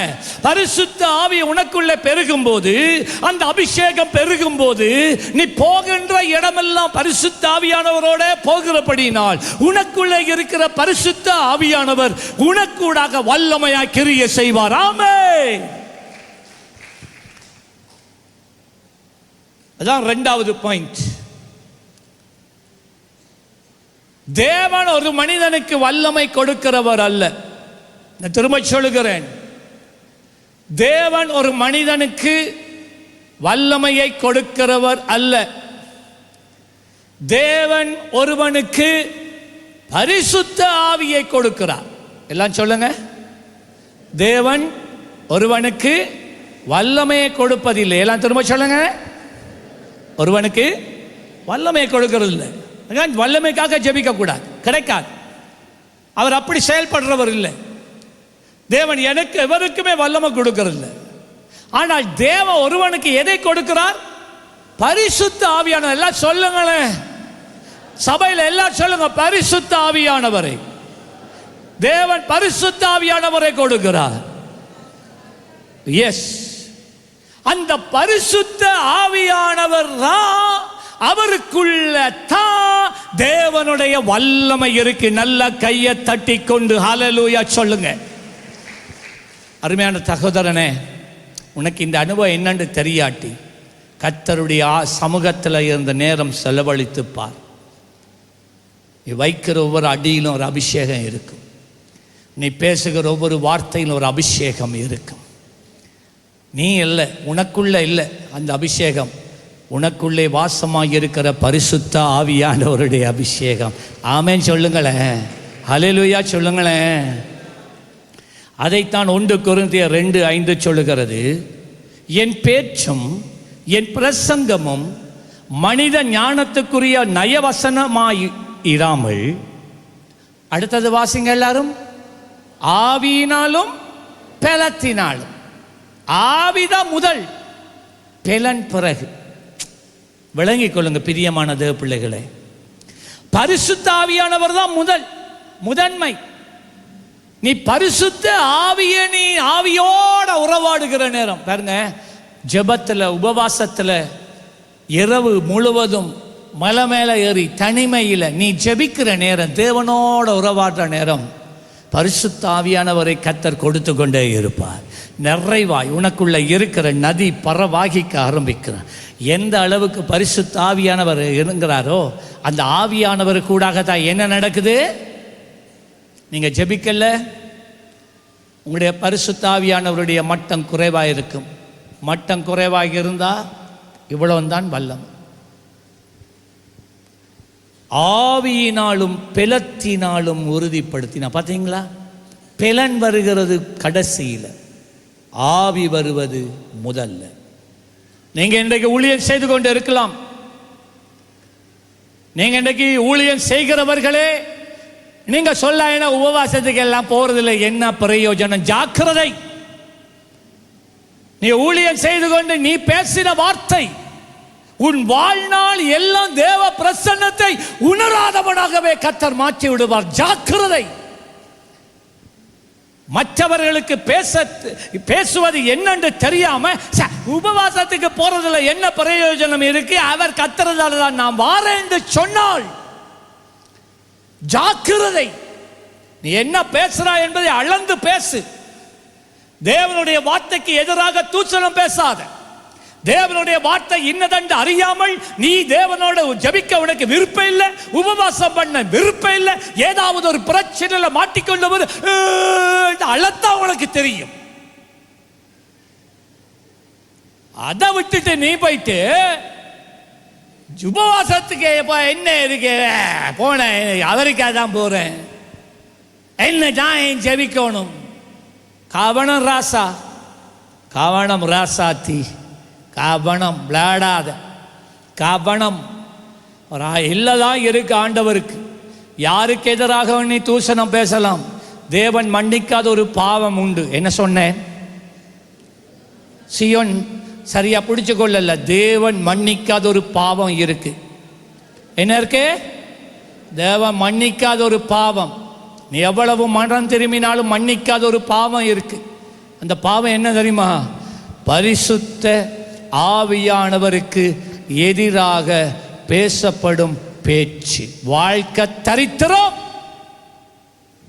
நீ சபையில ஊழியம் செய்து கொண்டு ஆவியானவருடைய காரியங்களுக்கு எதிராக பேசிக்கொண்டு இருந்தால் ரகசிய வருகையில் நீ எடுத்துக்கொள்ளப்படுவது இல்லை. அவ்வளவுதான் கதை. கவனமா இருக்கணும். பரிசுத்த ஆவியானவருடைய கிரியைகளுக்கு எதிராக, பரிசுத்த ஆவியானவர் நம்மை நடத்துகிற ஆராதனைகளுக்கு எதிராக நீ வாயை திறந்தா நாசமாயிருவ. நீ கவனம். ஊழியம் செஞ்சான்னு சொன்னதினால நீ பரலோகம் போக மாட்டாய். ஜாக்கிரதை. முதலாவது ஆவியானவருடைய பிரசன்னம், அதுக்கு பிறகுதான் வல்லமை. நீ ஆவியானவர காரியங்கள் எல்லாம் உதறி தள்ளி உதாசீனம் பண்ணிட்டு உனக்கு ஒரு இக்கட்டான வர்ற நேரத்தில் ஜெபித்தா ஆவியானவர் செயல்பட மாட்டார். எப்படி செயல்படுவார்? சொல்ற ஜெபிச்சு என்ன பிரயோசனம்? ஆண்டவர் என்ற ஜெபத்தை கேட்கிறார் இல்லையே, ஆண்டவர் எனக்காய் செயல்படுகிறார் இல்லை சொல்லுவார் தானே. நீ சொல்லுவார் சரிதான். ஏன் செயல்படுறார் இல்லை? ஏன் ஆவியானவர் வாழ்க்கையில கிரியை செய்யாமல் அமைதியாகி விட்டார்? ஏன்? இந்த நாத்த வாயால பேசின காரியம்தான். ஜாக்கிரதை. மீகா 3ஆம் அதிகாரம் 8வது வசனம், நானோ யாக்கோபுக்கு அவன் மீறுதலையும் இஸ்ரவேலுக்கு அவன் பாவத்தையும் அறிவிக்கும்படி கர்த்தருடைய ஆவி அருளின என்னது பலத்தினால். தேவன் எவனுக்கும் பலத்தை கொடுப்பதில்லை.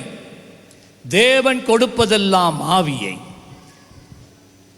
தேவ ஆவியானவர் தான் கர்த்தருடைய வல்லமையை, கர்த்தருடைய பலத்தை எங்களுக்கூடாக வெளிப்படுத்துகிறார். கரங்களை தட்டலாமா? இந்த வசனத்தை கேட்ட உடனே ஆண்டவரை மகிமைப்படுத்தணும். கையை தட்டி. அப்போஸ்தலர் 10ஆம் அதிகாரம் 38வது வசனம், நசரேனாகிய இயேசுவை தேவன் வாசிங்க பரிசுத்த ஆவியினாலும். பாத்தீங்களா? தேவனுடைய பேட்டர்னை பாத்தீங்களா? தேவனுடைய முறையை பாத்தீங்களா? முதலாவது அவர் அபிஷேகம் பண்றது ஆவியினால, வல்லமையினால அல்ல.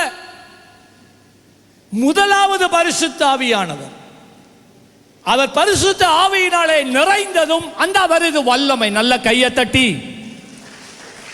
அபிஷேகம் பண்ணினார். தேவன் அவருடனே கூட இருந்தபடியினாலே அவர் நன்மை செய்கிறவராயும் பிசாசின் வல்லமையினால் அகப்பட்ட யாவரையும் குணமாக்கிறவராயும் சுற்றித்திருந்தார். எபேசியர் 3ஆம் அதிகாரம் 16வது வசனம். எபேசியர் 3:16. நீங்கள் எந்த அளவுக்கு எனக்குள்ள பரிசுத்த ஆவியானவர் நினைத்திருக்கிறார். ஆவியானவர் என்றால் தேவனுடைய பிரசன்னம் என்று சொன்னேன். அந்த அளவுக்கு தான் தேவனுடைய வல்லமை எனக்குள்ளே இருக்கும். நீ 5 நிமிஷம் ஜெபித்தால் ஒரு துளி கூட பரிசுத்த ஆவினா தேவனுடைய பிரசன்னம் உனக்குள்ள வராது. இப்படி நினைச்சு கொள்ளுங்க. அதிகால வேளையில வெளியில இந்த காலத்துல பனி கொட்டுது.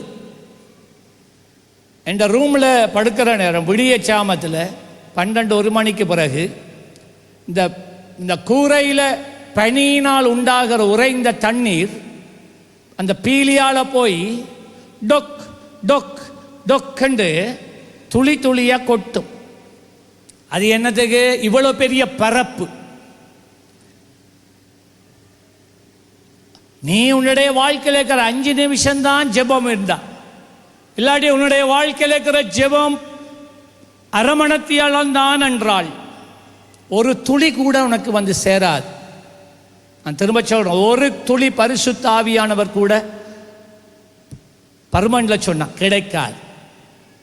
10 நிமிஷம் ஜபிச்சுட்டு அரைபோத்தல் பரிசுத்த ஆவி வருவார் என்று நீங்க நினைக்கிறீங்களா? sorry.com யாருக்கு கணக்கடிக்கிறீங்க நீங்க? பனி போல பெய்யும் பரிசுத்தரே, மலையாக பொழியும் ஆவியே, பனி போல பொழியும் பரிசுத்தரே, மலையாக பொழியும் ஆவியே, ஆவியே ஆவியே, மலையாக பொழியும் ஆவியே. ஒரு இரவு முழுவதும் இரவு 9 மணிக்கு ஒரு சுத்தமான ஒரு போத்தல் எடுங்க. அந்த போத்தலுடைய வாயில ஒரு புனலை வைங்க. ஒரு வெட்டையான ஒரு இடத்துல, உங்களோட வீட்டு வளவில் ஒரு வெட்டையான இடத்துல அந்த போத்தலை வைங்க. இரவு 9 மணிக்கு வைங்க. காலம்புரை 6 மணிக்கு போயிட்டு அந்த போத்தலை எடுத்து பாருங்க. அந்த போத்தலுக்குள்ள இவ்வளவு போல துளிகள் மட்டும் காணப்படும் தண்ணியா. எவ்வளவு நேரம் வச்சு? இரவு 9, 10, 11, 12, கீழே 6 நாளும் 10 மணத்தியாலம் வச்சு இந்த பனி அந்த புனலுக்கு என்ன சொல்ற புனலுக்கூடாக போய் வந்து சேர்ந்த தண்ணீரின் அகல் அளவு இவ்வளவுதான். 10 மணத்தியாலம் வச்சு. பரிசுத்த ஆவியானவர் வேதம் சொல்லுகிறது பனியை போன்றவர். நீ 10 மணத்தியாலம் தேவ பிரசன்னத்தில் இருந்தா ஜீவ தண்ணீர் எவ்வளவு தெரியுமா சுரக்க உனக்குள்ள? இவ்வளவுதான். அப்ப நீங்க 5 நிமிஷம் 10 நிமிஷம் இல்லாட்டி அதே ஜெபிக்காதவனா இருந்தா என்னையா உனக்கு வல்லமை? நீ ஜெபிக்காம எப்படி ஐயா ஊழியம் செய்வா? நீ தேவனுடைய வல்லமை இல்லை, நீ இறப்பாய். நீ பிசாசின் வல்லமையை இறக்கிறவனாய் இருப்பாய் தேவனுடைய சமூகத்தில். ஆமா, நல்லா கேளுங்க. எந்த அளவுக்கு நீங்க பரிசுத்த ஆவியிலே நிறைகிறீர்களோ அந்த அளவுக்குத்தான் அவருடைய வல்லமை, தேவனுடைய வல்லமை உன் வாழ்க்கையிலே வெளிப்படும். மாற்கு 3ஆம் அதிகாரம் 13, 14, 15 வசனம் சொல்லுகிறது. பின்பு அவர் ஒரு மலையின் மேல் ஏறி தமக்கு சித்தமானவர்களை தம்மிடத்தில் வரவழைத்தார். யாரை? தமக்கு சித்தமானவர்கள். யார் அவருக்கு சித்தமானவர்கள்? இந்த 12 சீஷர்கள் தம்மிடத்திலே வரவழைத்தார். அவர்கள் அவரிடத்துக்கு வந்தார்கள். 14வது வசனம். அப்பொழுது அவர் 12 பேரை தெரிந்து கொண்டு அவர்கள் தம்மோடே கூட இருக்க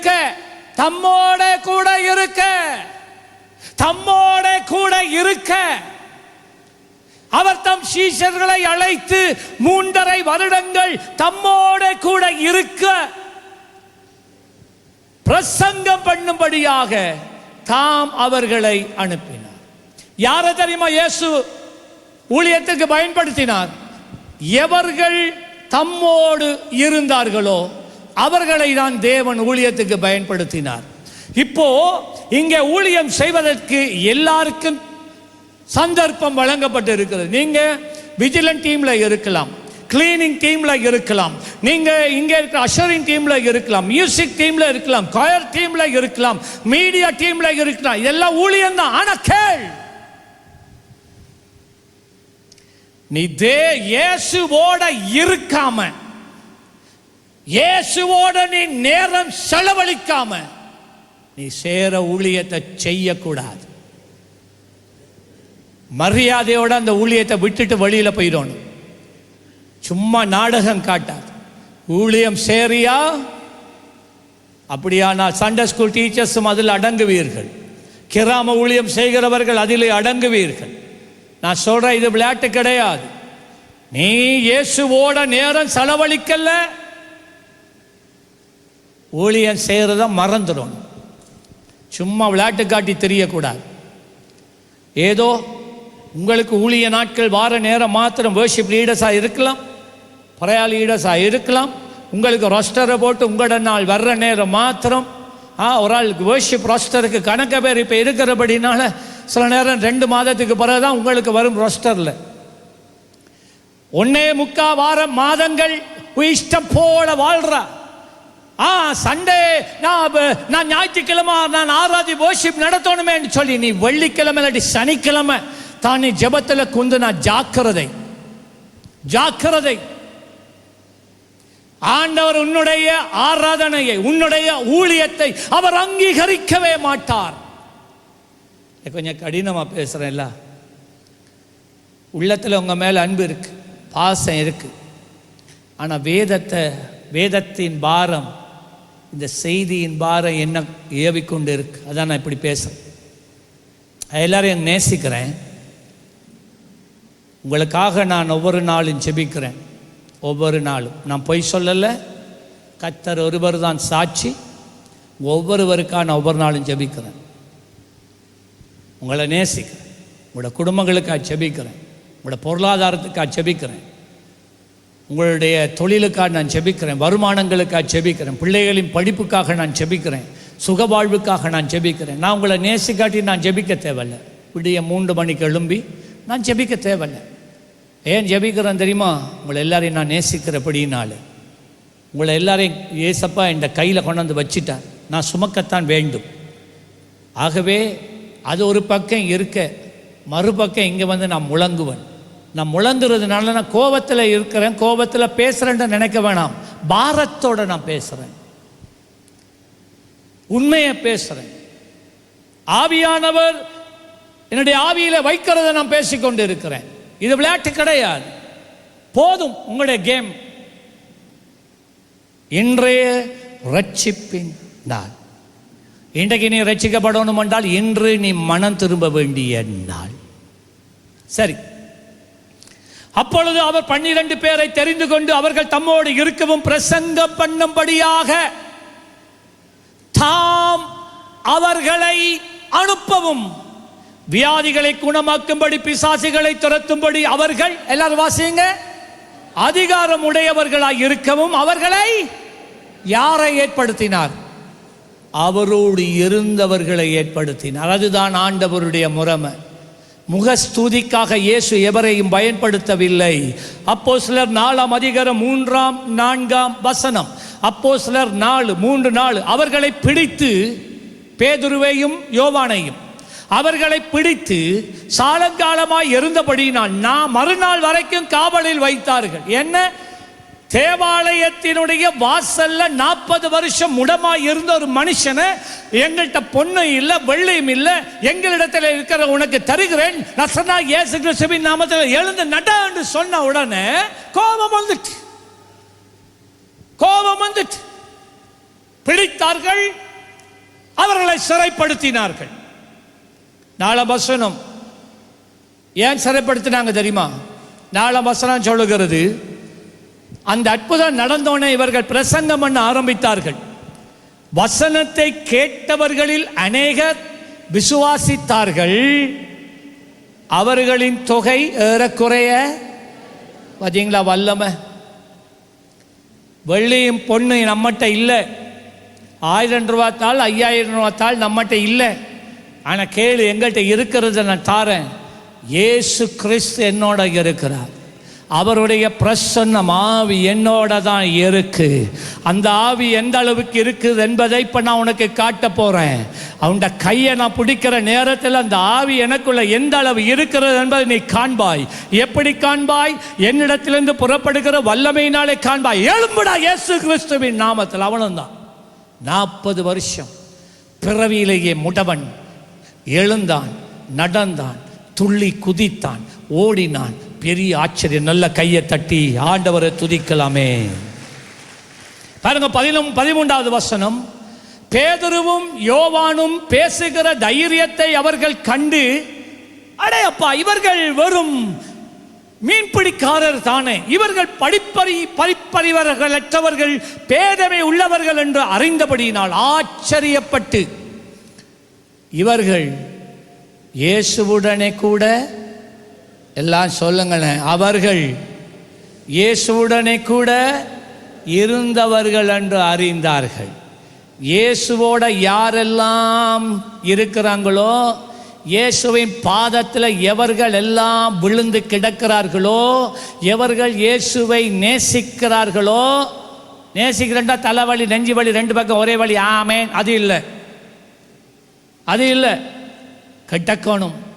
அப்பா அப்பா அப்பா, எனக்கு ஒன்று வேணாம், நீங்க மட்டும், என்ன, நீங்க போதும் ஏசப்பா, உங்க சமூகம் எனக்கப்பா, நீங்க போதும் ஏசப்பா, உங்க சமூகம் எனக்கப்பா. இதுதான் ஏசப்பாட பாதத்தில் விழுந்து கிடக்கிறது. நீங்க போய் எப்படி விழுந்து கிடக்கிறீங்க? இயேசுவே, இன்னைக்கு கொஞ்சம் டைம் இல்லை, நான் சீக்கிரமா சொல்றேன்னா, காலம்பரைக்கு 2 பான் வேண்டும். ஆண்டவரே, மத்தியான அரிசி இல்லை. ஆண்டவரே, பின்னறதுக்கு தனிப்போட சீனி இல்லை. ஆண்டவரே, பிள்ளைகளுக்கு டியூஷன் கொடுக்கறது காசு இல்லை. இதுதான் என்னது? அவர் கணக்கு பிள்ளையா? அவர் முதலாளியா? யார் அவர்? இதுக்கு தானே நீங்க போறீங்க? ஏன் சேர்ச்சுக்கு வாரீங்க? ஏதாயிலும் பெறலான்னா வாரீங்க. அப்பாட பாதத்தில் இருக்கணும்னு யார் இருக்கிறீங்க? உங்களோட ஜெபத்தை கொஞ்சம் ஆராய்ஞ்சு பாருங்க. உங்களோட ஜெபம் எப்படிப்பட்டதா இருக்கு? ஆண்டவரே, இன்றைக்கு இந்த கடைக்குள்ள 1000 பேர் வரணும். ஆனால் எப்படினாலும் ஜபிச்சிருக்கிறீ, ஆண்டவரே, நம்முடைய ஆலயத்துக்குள்ள 1000 பேர் ஆராதனையில் கலந்து கொள்ளணும். ஜபிச்சிருக்கிறீங்களா? அதெல்லாம் வேற என்ன ஆலயம், ஊழியம்? எனக்கு காசு தாருமாண்டவரே, நான் ஐஸ்வர்யமாகணும், இந்த பல்லு செட்டெல்லாம் தங்கமா மாறணும் ஆண்டவரே. இந்த பாஸ்டர்கிட்ட போட பாலை பட்டி கதைக்கிற, ரத்தத்தை பட்டி கடை, இது நமக்கு செட் ஆகாது. யார் இப்ப தங்கத்தை பட்டி கதைக்கிறா? யார் காசை பட்டி கதைக்கிறா? நீ கொண்டாந்து எனக்கு 1 லட்சம் தான், ஆண்டவர் உனக்கு 10 லட்சம் தருவார். இதுதான் இன்றைக்கு உபதேசம் வேணும். இப்படிப்பட்டவர்கள் தான் இன்றைக்கு சபையில் இருக்கிறவங்களுக்கு தேவைப்பட்டிருக்கு. இது ஆண்டவருடைய பாதத்தில் இருக்கிற இல்லை. அப்பாட பாதத்தில் போயிட்டு உன் குறைகளை சொல்கிறல்ல. அப்பாட பாதத்தில் முதலாவது கர்த்தருடைய ராஜ்யத்தையும் நீதியையும், இதுதானே உங்களுக்கு தானே தெரியுது, எல்லாத்தையும் தெரிஞ்சிட்டு. அப்பொழுது உங்களுக்கு, நீ அவர பாதத்தில் வந்து குந்துனா, அப்பாவையே நேசிச்சா, ஏசு போதும் ஏசப்பா, உங்க சமூகம் எனக்கப்பா. அப்ப நான் என்ன சொல்றேன்? எனக்கு ஒன்று வேணாப்பா. தேவை இருக்கு வாழ்க்கையில், ஆனா நான் என்ன சொல்றேன்? எனக்கு ஒன்று வேணாம், எனக்கு நீங்க மட்டும் போதும், நீங்க மட்டும் போதும். இதுதான் அப்பாட பாதத்தில் இருக்கிறது. அப்பா அப்பா. இந்த தேவனோட நெருங்காதவன், தேவனோட சேராதவன் பின்னுக்கு இருந்து என்ன தெரியுமா யோசிக்கிறான்? லூசா, லூசு பயல், ஏன் இப்படி கத்தித்தானா ஜெபிக்கணும்? உங்களுக்கு வேறு அப்பா இல்லை அப்பா இந்த பகுடி பண்ணி கொண்டு போவாங்க. தம்பி, அப்படியே பகுடி பண்ணி போற நேரம் ஆழ மரத்தினுடைய வேற நீ பார்க்க மாட்டா, இடறி விழுந்து பல்லு செட் கீழே.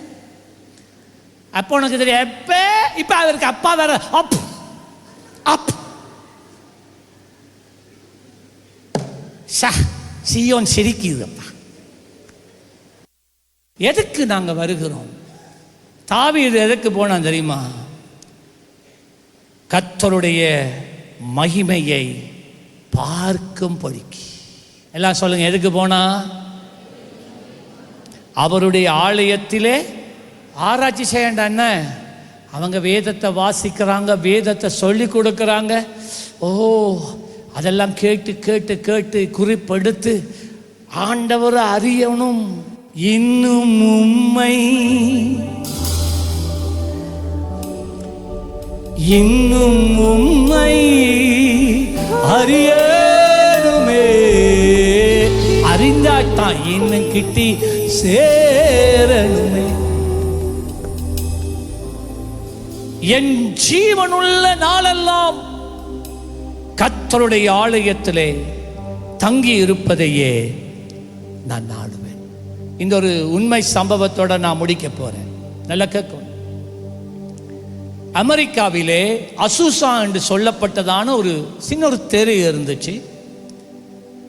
அந்த தெருவிலே இருக்கிற ஒரு சின்ன கூடாரத்தை ஒரு ஊழியக்காரன் எடுத்து, ஆண்டவரே உம்முடைய மகிமையை காண பண்ணும் உண்டு பல வருடங்கள் ஜெபித்தார். அதனுடைய விளைவாக என்ன நடந்தது என்றால், தேவனே கடந்து வந்தார். வெளியில இருந்து பார்த்தால் அந்த அந்த அவர்கள் கூடின கூடாரம் இருக்குல்ல, அந்த கூடாரத்துக்கு மேல அக்கினி ஸ்தம்பம் நிஜமாக இரவும் பகலும் இருந்தது. அசுசா ரிவைவல் என்று சொல்லப்படுகிறது. அந்த அந்த அந்த ஊழியக்காரன் பல வருடங்கள் உபவாசம், முழு நேர உபவாசம், வருடங்கள். எதற்கு? அப்பா, உம்முடைய மகிமையை காண வாஞ்சிக்கிறேன், உம்முடைய பிரசன்னத்தை காண வாஞ்சிக்கிறேன் என்று கதறினார். மகிமை வந்து இறங்கிச்சு அவர் மேல. அவரால் தான் அந்த மகிமை இறங்கிச்சு. அவர் காரால இறங்கி, அங்க ஆராதனை 24 மணத்தியாலம். அவர் காலையிலே 4 மணியில இருந்து இரவு 9 மணி வரைக்கும் அங்கே ஆராதித்துக் கொண்டிருப்பார். யார் ஆராதனை நடக்கும், ஆனா ஜனங்கள் தேவ மகிமையிலேயே மூழ்கி கொண்டு இருப்பாங்க. அவர் நடந்து வர்ற நேரம் யாருன்னா அவரை முகத்தை பார்த்தா அவ்வளவுதான். தேவனுடைய மகிமை, அவரை பார்க்கிற முகத்தை பார்க்கிறவங்களை மேலே இறங்கி அவர்கள் உருண்டு பிறண்டு கத்தை குளறி மனம் திரும்பி இவ்விதமாக இரவும் பகலும் நடந்து கொண்டே இருந்தது. ஆகவே அவர்கள் என்ன தெரியுமா செய்யறாங்க, இந்த பாஸ்டருக்கு அவர் வந்த முன்னாசனத்துல தான் உட்காருவாராம். ஏன்னா பின்னுக்கெல்லாம் உட்காரையிலாண்டு யாரும் அவரை பார்த்த பிரச்சனையே. காரில் இறங்கின உடனே அவருக்கு மேல ஒரு கார்ட்போர்ட் பட்டியை போட்டாங்களா, முகத்தை மூடி. இந்த அளவுக்கு கார்ட்போர்ட் பட்டி. ஏன்? எவராலுமே அவருடைய முகத்தை பார்க்க முடியல, அந்த அளவுக்கு மகிமை. அவ்வளவு நேரமும் அவர் கார்ட்போர்ட் பட்டியால தான் தன் முகத்தை மூடிக்கொண்டு, அவர் அந்த கார்ட்போர்ட் பட்டியை கொஞ்சம் உயர்த்தித்தான் கர்த்தர் சொல்லுகிற காரியங்களை பேசுவார். அது ஒரு பக்கம் இருக்கட்டும். அந்த நாட்களிலே அந்த எழுப்புதல் 7 வருடங்கள் அந்த இடத்துல காணப்படுது. அசூசா ரிவைவல், நீங்க வாசிக்கலாம். அசூசா ரிவைவல். அப்ப இந்த லோரா என்று சொல்லப்பட்ட ஒரு சகோதரி இருந்தா. அவைக்கு பல மேன்ஷன்ஸ். மேன்ஷன்ஸுக்கு என்ன சொல்ற, மாளிகைகள் என்று சொல்லலாம். அவைக்கு 4-5 மாளிகைகள் சொந்தமாக இருந்ததாம். மிகுந்த செல்வந்தர் அவர். மாளிகைகள் 4-5 இருந்துச்சு. ஆனா இவ இதை குறித்து கேள்விப்பட்டு அவ ஒரு நாள் இதுக்குள்ள வந்தா. தேவனுடைய மகிமை அவளை தொட்டது. தேவனுடைய பிரசன்னம் அவளை சூழ்ந்து கொண்டது. தெரியுமா, 7 வருஷம் அதை தொடர்ந்து வந்த 7 வருஷம் அவ வீட்டுக்கு போனதே கிடையாது. இரவும் பகலும் 7 வருஷம் அந்த கூடாரத்திலேயே அவ உறங்கி எழும்பி குளிச்சு அந்த பிரசன்னத்திலேயே 7 வருடங்கள் காணப்பட்டார். எந்த அளவுக்கு அவ மேல தேவனுடைய பிரசன்ன மகிமை இறங்கினது தெரியுமா? அவையினுடைய காலங்களிலே அவை இருக்கிற இடத்துல இருந்து 10 அடிக்கு அங்கால குருடர்கள், செவிடர்கள், எலும்புகளோட சம்பந்தப்பட்ட நடக்க முடியாதவர்கள், முடவர்கள், சப்பானிகள் இப்படிப்பட்ட ஜனங்களை 10 அடி கங்கால நேர கொண்டாந்து நிறுத்துவாங்க. அவ ஒரு வார்த்தை வாயால பேச மாட்டான். அவ போய் எவரையும் தொடவும் மாட்டா. அவ என்ன செய்வான்டா, 10 அடிக்கு பின்னால நின்று ஒவ்வொருவராக அவ பார்த்து கொண்டு வருவாட. கண் பாப்பா. அவ பார்த்து வரும்போது அத்தனை பேரும் பரிபூரணமாய் குணப்பட்டவர்களாய், குருடர்கள் பார்வை அடைந்தவர்களாய், செவிடர்களுடைய செவிகள் திறக்கப்பட்டதாய், முடவர்கள் சப்பானிகள் அந்த நிமிஷமே எழுந்து நடக்கிறவர்களாய் காணப்பட்டார்கள். அவட காலங்களில் அந்த 7 வருஷத்துல 7000 குருடர்களுடைய கண்கள் திறக்கப்பட்டது. ஆமன் சொல்லுங்களேன். இந்த எழுப்புதலை கண்ட ஒரு மனிதன் ஜான் ஜி லேக்ஸ் என்று சொல்லி, அந்த ஜான் ஜி லேக்ஸ் என்று சொல்லப்பட்ட தேவ மனுஷன் அவர் ஒரு ஏஓஜி பாஸ்டராக இருந்தார். 7 வருடங்கள் அவரும் அந்த மகிமையிலே தான் இருந்தார். அந்த மகிமையிலே அவர் இருந்து 7 வருடமாக அந்த மகிமை விட்டுட்டு, அந்த ரிவைவல் முடிஞ்சு, அந்த அக்கினி ஸ்தம்பம் போயிட்டு, அந்த பிரசன்னம் போயிட்டு, மிகவும் மனம் உடைந்தவராக இனி என்னையா செய்வது என்று மிகவுமாய் வேதனைப்பட்டவராக அவருக்கு ஒரு சத்தம் கேட்டது. நான் உன்னை கொண்டு செய்ய நினைத்திருக்கிற காரியம் பயங்கரமானது. நீ உன்னை ஆயத்தப்படுத்தும்படி உன்னை தனிமைப்படுத்து என்று ஆண்டவர் சொன்னார். சரி என்று சொல்லி அவருக்கு ஒரு பெரிய சபைக்கு போதகராய் இருந்தார். அவர் ஸ்தாபித்த சபை. அவர் என்ன செய்தார் தெரியுமா? சபையை மூடினார். விசுவாசிகளை பார்த்து சொன்னார், அங்கங்கே இருக்கிற சபைகளுக்கு நீங்க போய் சேருங்கள். இனிமேல் இந்த சபை நடக்காது. நான் தேவனோடு நேரம் செலவழிக்க போகிறேன். 9 மாதங்கள், நல்லா கேட்கணும், 9 மாதங்கள் இந்த ஜான் ஜி லேக்ஸ் அவருடைய வீட்டில் இருக்கிற அறையை விட்டு வெளியில வரல. 9 மாதங்கள் தண்ணீர் மாத்திரம் அருந்தி உபவாசத்திலே இருந்து ஜெபித்தார். ஒரு நாள் இந்த 9 மாதம் முடிய கர்த்தர் ஒரு நாள் வெளியே வா என்று அழைத்தார். 9 மாதங்கள் முடிய ஒரு நாள் இரவு ஒரு 12 மணி இரவு இருக்கும். அந்த 12 மணியில அவருடைய வீட்டுக்கு முன்னாலே இருக்கிறதான தெருவிலே அவர் ஜெபித்து கொண்டு நடந்து கொண்டு போகிறார். தெருவிலே ஒரு மனிதன் கிடையாது. ஆனால் இவர் ஜெபித்து கொண்டு போற நேரத்தில் தூரத்திலே ஒரு டார்ச் லைட் போல ஒன்று தெரிகிறது. யாரோ வர்றாங்க போல இருக்கே என்று சொல்லிக்கொண்டு பரவாயில்லண்டு இவர் ஜெபித்து கொண்டே போகிறார். இப்படியாக அவர் ஜெபித்து கொண்டு போகிற நேரத்தில் அந்த டார்ச் லைட் கிட்ட கிட்ட கிட்ட கிட்ட வந்து கடைசியாக அது பார்த்தால் அது டார்ச் லைட் அல்ல, அது ஒரு வெளிச்சம், அது ஒரு வெளிச்ச குண்டு அவருக்கு முன்பதாக வந்து நின்று அவருக்கு மேலாக வந்து அவருக்குள்ளே பிரவேசித்தது. இது தேவனுடைய அக்கினி என்பதை அவர் அறிந்தார். இது தேவனுடைய பிரசன்னத்தின் அபிஷேகம் என்பதை அறிந்தார். 9 மாதங்கள் விடாமல் உபவாசம் பண்ணி நான் தேவனிடத்தில் கேட்டதுக்கு பதில் என்று அவன் உணர்ந்தான். அதுக்கு பிறகு நடந்தது என்ன தெரியுமா? இன்று வரைக்கும் அதிகமான அற்புதங்களை அடையாளங்களை செய்திருக்கிற ஒரே ஒரு ஊழியக்காரன் இந்த ஜான் ஜி லேக்ஸ் என்பவர் தான். லட்சக்கணக்கான அற்புதங்கள். ஆஸ்பத்திரியில இவர் நடந்து போனால் படுக்கையில இருக்கிற வியாதியஸ்தர்கள் தானா எழும்பிடுவாங்க. சும்மா நடந்து போனா. ஹாஸ்பிட்டல் ரோட்டால நடந்து போனாலே ஹாஸ்பிட்டல இருக்கிற அவ்வளவு பேருக்கு பரிபூர்ண சுகம் உண்டாயிரு. அவர் ரோட்டால போறார். இந்த 9 மாதங்கள் முடிய இன்னொரு காரியம் அவருக்கு அடிக்கடி நடந்தது. அவர் இருந்தது அமெரிக்காவில். இவர் ஜெபத்தில் இருக்கும்போது அந்த அறையில் ஆண்டவர் ஆவியானவர் அவரை தூக்கி கொண்டு போவார். ஆப்பிரிக்கா கொண்டு போவார், பிரான்ஸுக்கு கொண்டு போவார், யூகேக்கு கொண்டு போவார். அவர் இருக்கிறது அமெரிக்கால. ஆனால் எப்படி வேதத்தில் பிலிப்புவை தேவன் அப்படியே தூக்கி கொண்டு வனாந்தரத்துக்குள்ளே கொண்டு போனது போல தேசங்களுக்குள்ளே கொண்டு போவார்.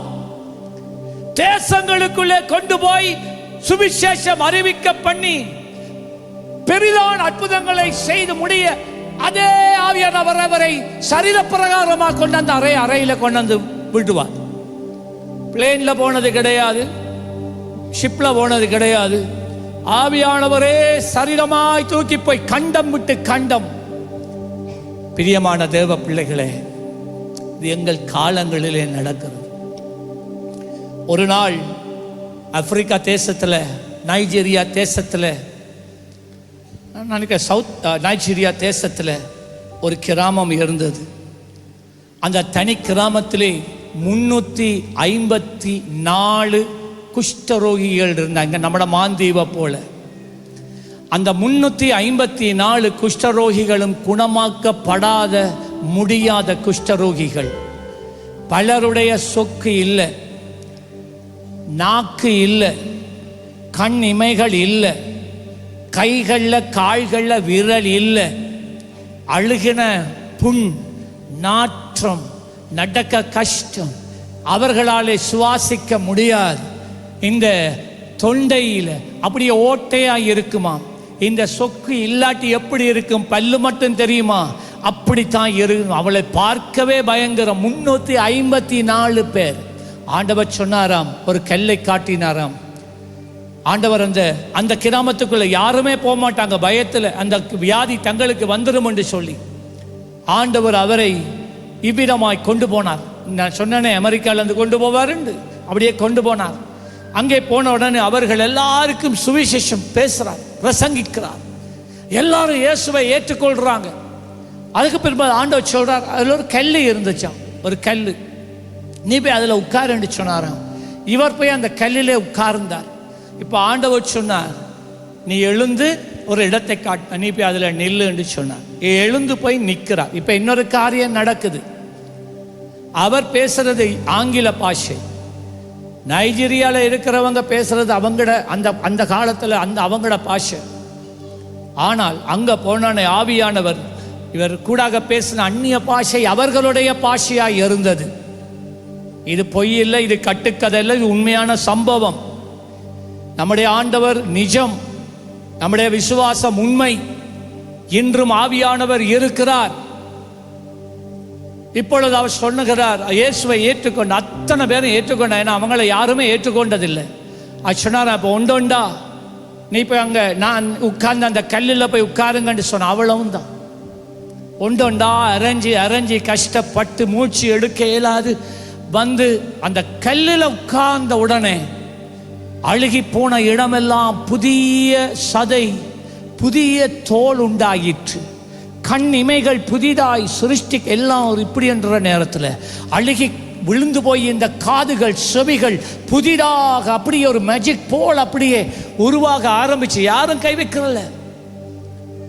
அழுகி போய் விழுந்து போன கால் விரல்கள் வளர்ந்தது, நாவு வளர்ந்தது, தோல் குணமானது, சுவாசம் அடுக்க முடியாதபடி இந்த சுவாச பையில இருந்து அழுகினதெல்லாம் நீங்கினது.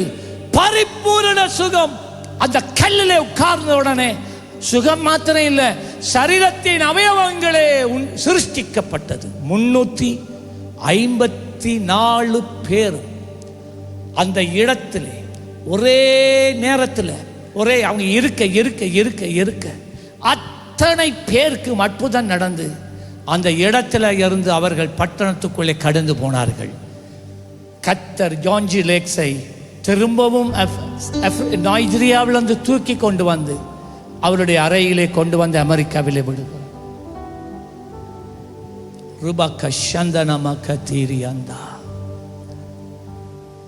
எத்தனை பேருக்கு இந்த பரிசுத்த ஆவியானவரோட நெருங்கி வாழ விரும்புறீங்க? எத்தனை பேர் இவ்விதமான அனுபவங்களை பெற்று உங்கள் காலங்களிலே இயேசுவுக்காக ஒரு காரியத்தை சாதித்து விட்டு போக வேண்டும் என்று ஏக்கத்தோடு நீங்க வாழ்றீங்க. கோரித்துலவே கெரியல சத்தனமா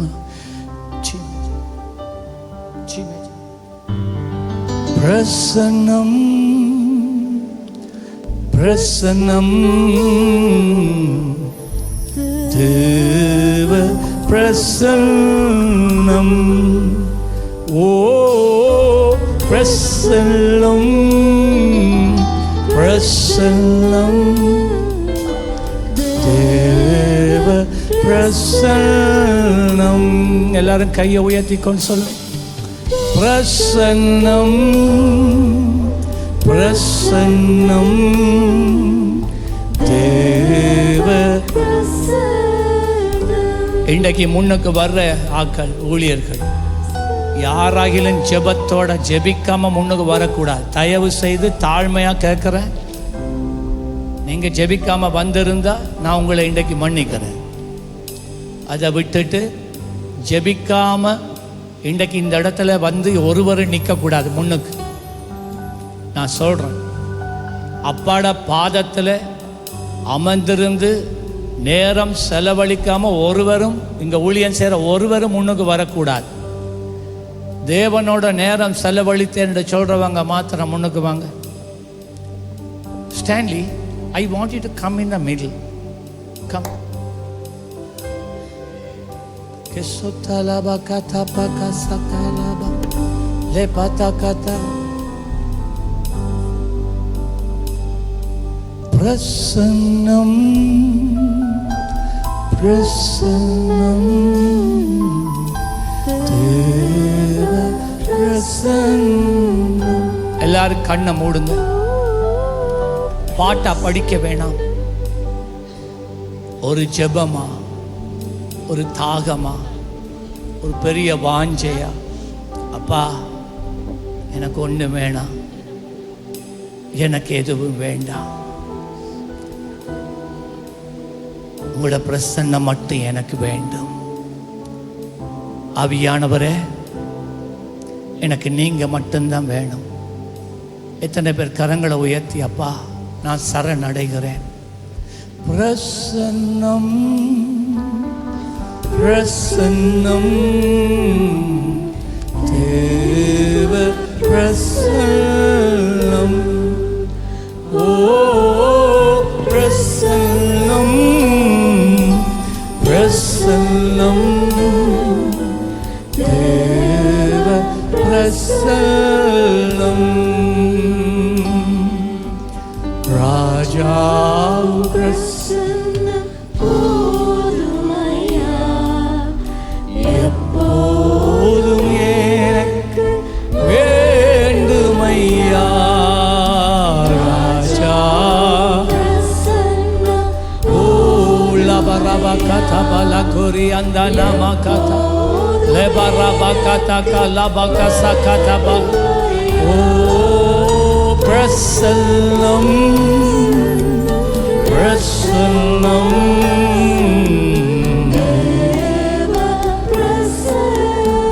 ஓ பிரசன்னம் பிரசன்னமே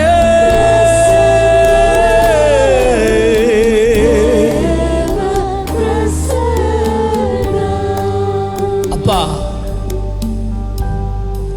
நான் உபவாசத்தோடு உங்களுடைய பிரசன்னத்தில் உங்களுடைய பாதத்தில் நான் வந்து விழுந்து கிடக்க நான் வாஞ்சிக்கிறேன். இரவு நேரங்களிலே அதிகால நேர இருட்டுப்படவே எழுந்து நான் உங்களோட நேரம் செலவழிக்க, உங்களுடைய பாதத்தில் இருந்து உங்களையே பார்க்க நான் வாஞ்சிக்கிறேன் என்று சொல்லுகிறவர்கள், ஆவியானவரை நான் உங்களை சரியா துக்கப்படுத்திட்டேன். நீங்க இல்லாம என்னால வாழ முடியாதுன்னு எனக்கு தெரியும். நீங்க என்ன கூப்பிட கூப்பிட நான் இன்னும் உங்களை விட்டு தூரம் தான் பின்னிட்டு போனேன். ஆனா நீங்க இல்லாம என்னால வாழ முடியாது. நீங்க இல்லாம வாழ்ந்து நான் மிகவும் கஷ்டப்பட்டுட்டேன். இன்றைக்கு நான் சொல்லுகிறேன், நான் திரும்பி வருகிறேன். எனக்கு நீங்க வேணும், எனக்கு நீங்க வேணும் அப்பா என்று சொல்லுகிறவர்கள்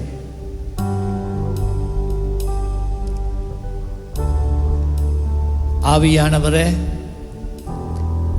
என்னை உபவாச ஜெபத்துக்கு தனித்திருந்து ஜெபிக்க என்னை அழைக்கிற நேரத்தில் நான் வராமல் போயிருக்கிறேன்.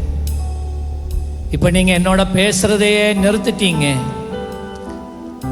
உங்களோட பிரசன்னத்தை உணரவே முடியாமல் போயிட்டு என் வாழ்க்கையில் ஜெபம் நல்லா குறைஞ்சிட்டு, நான் எவ்வளவு ஆராதிச்சாலும் உங்களோட பிரசன்னம் நான் விளங்கி கொள்ளவே முடியாமல் இருக்கு. உங்களோட வல்லமை எனக்கு இப்போ இல்லை, நான் திரும்பி வருகிறேன் என்று சொல்லுகிறவர்கள் உங்கள் ஆசனங்களை விட்டு பலிப்பீட தண்டைக்கு வாருங்கள். முன்னே இருக்கிற ஜெபிக்கிற நீங்கள் சும்மா இஷ்டம் போல ஜெபிக்கிறல்ல, இந்த சொல்லப்பட்ட இந்த காரியங்களுக்காக மாத்திரம் ஜெபிக்க வேண்டும். லோரி அந்த நாம கசகேரி பேகேதே பேகேதோ போகா la rabakati kalabaraka sakati peke sakala.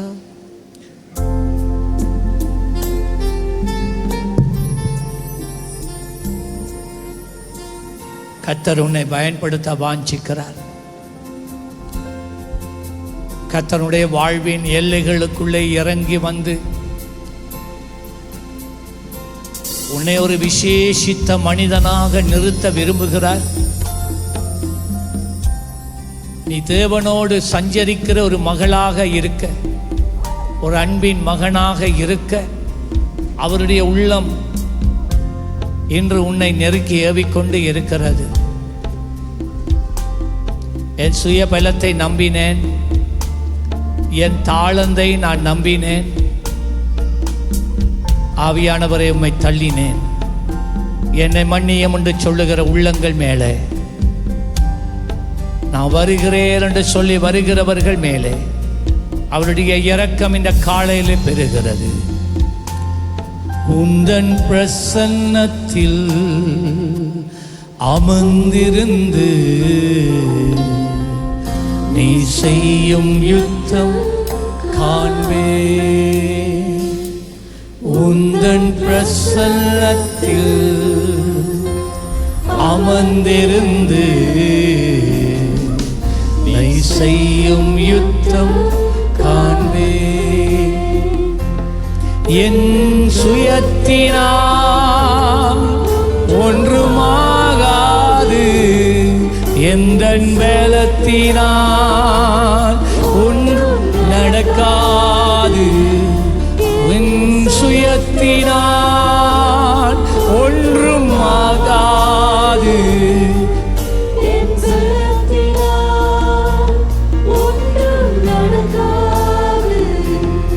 உங்க பிரசன்னத்தால். ஓ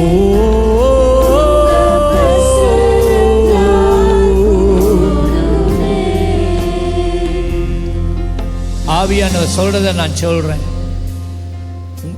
இன்னும் முன்னுக்கு வராம நிக்கிறீங்க பாருங்க கொஞ்சம் பேர்.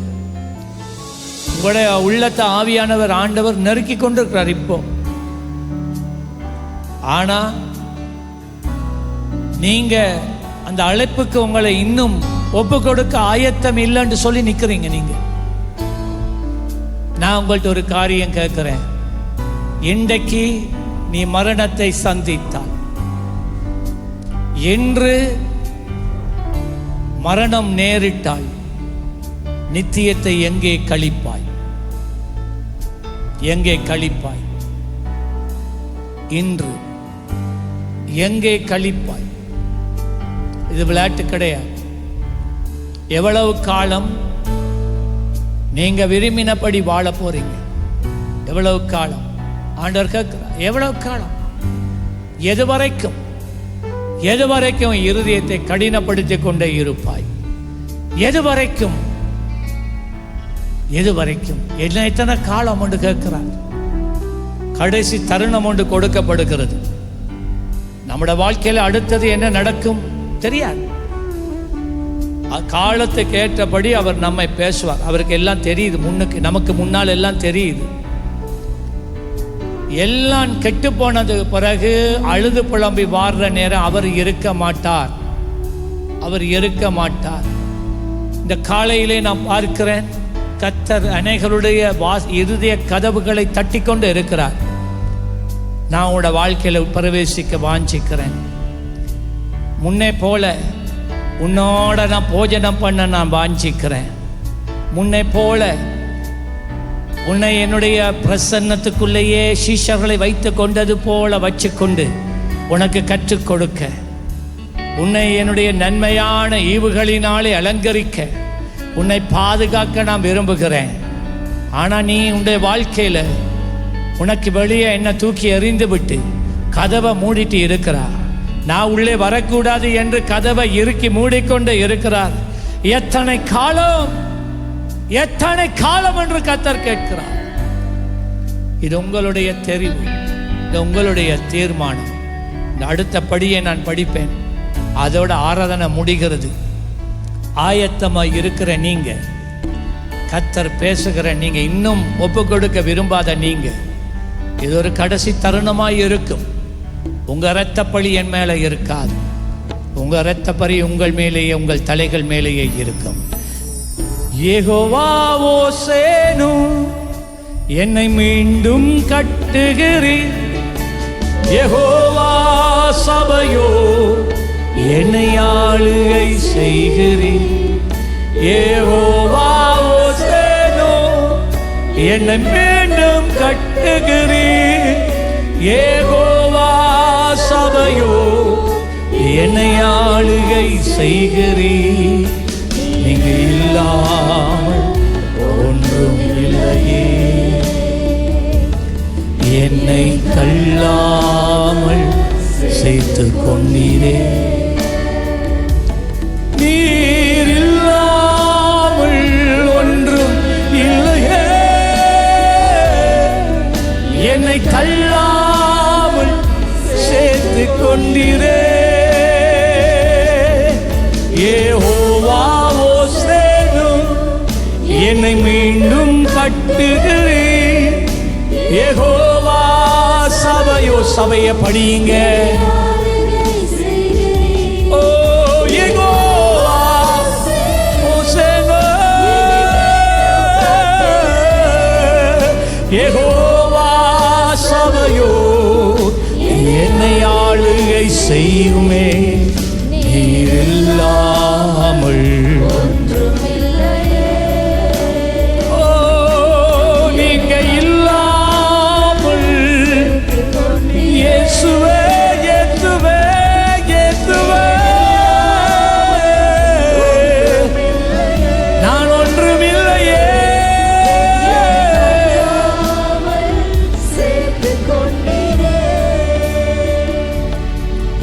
நீர் இல்லாமல் ஒன்றுமில்லையே, என்னை தள்ளாமல். ஜெபிக்க தொடங்க. நீர் இல்லாமல் ஒன்றுமில்லையே,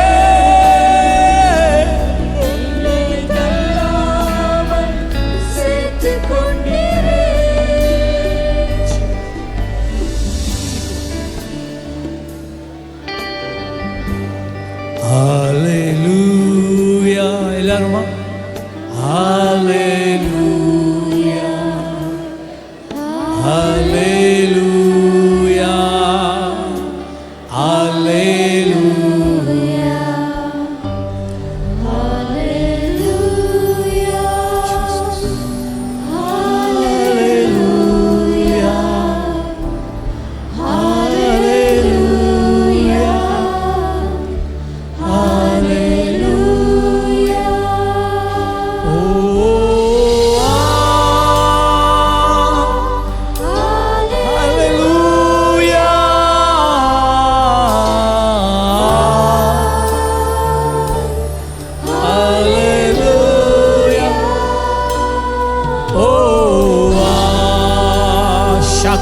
bakata bakate. Lebara baka sekete peka shanda.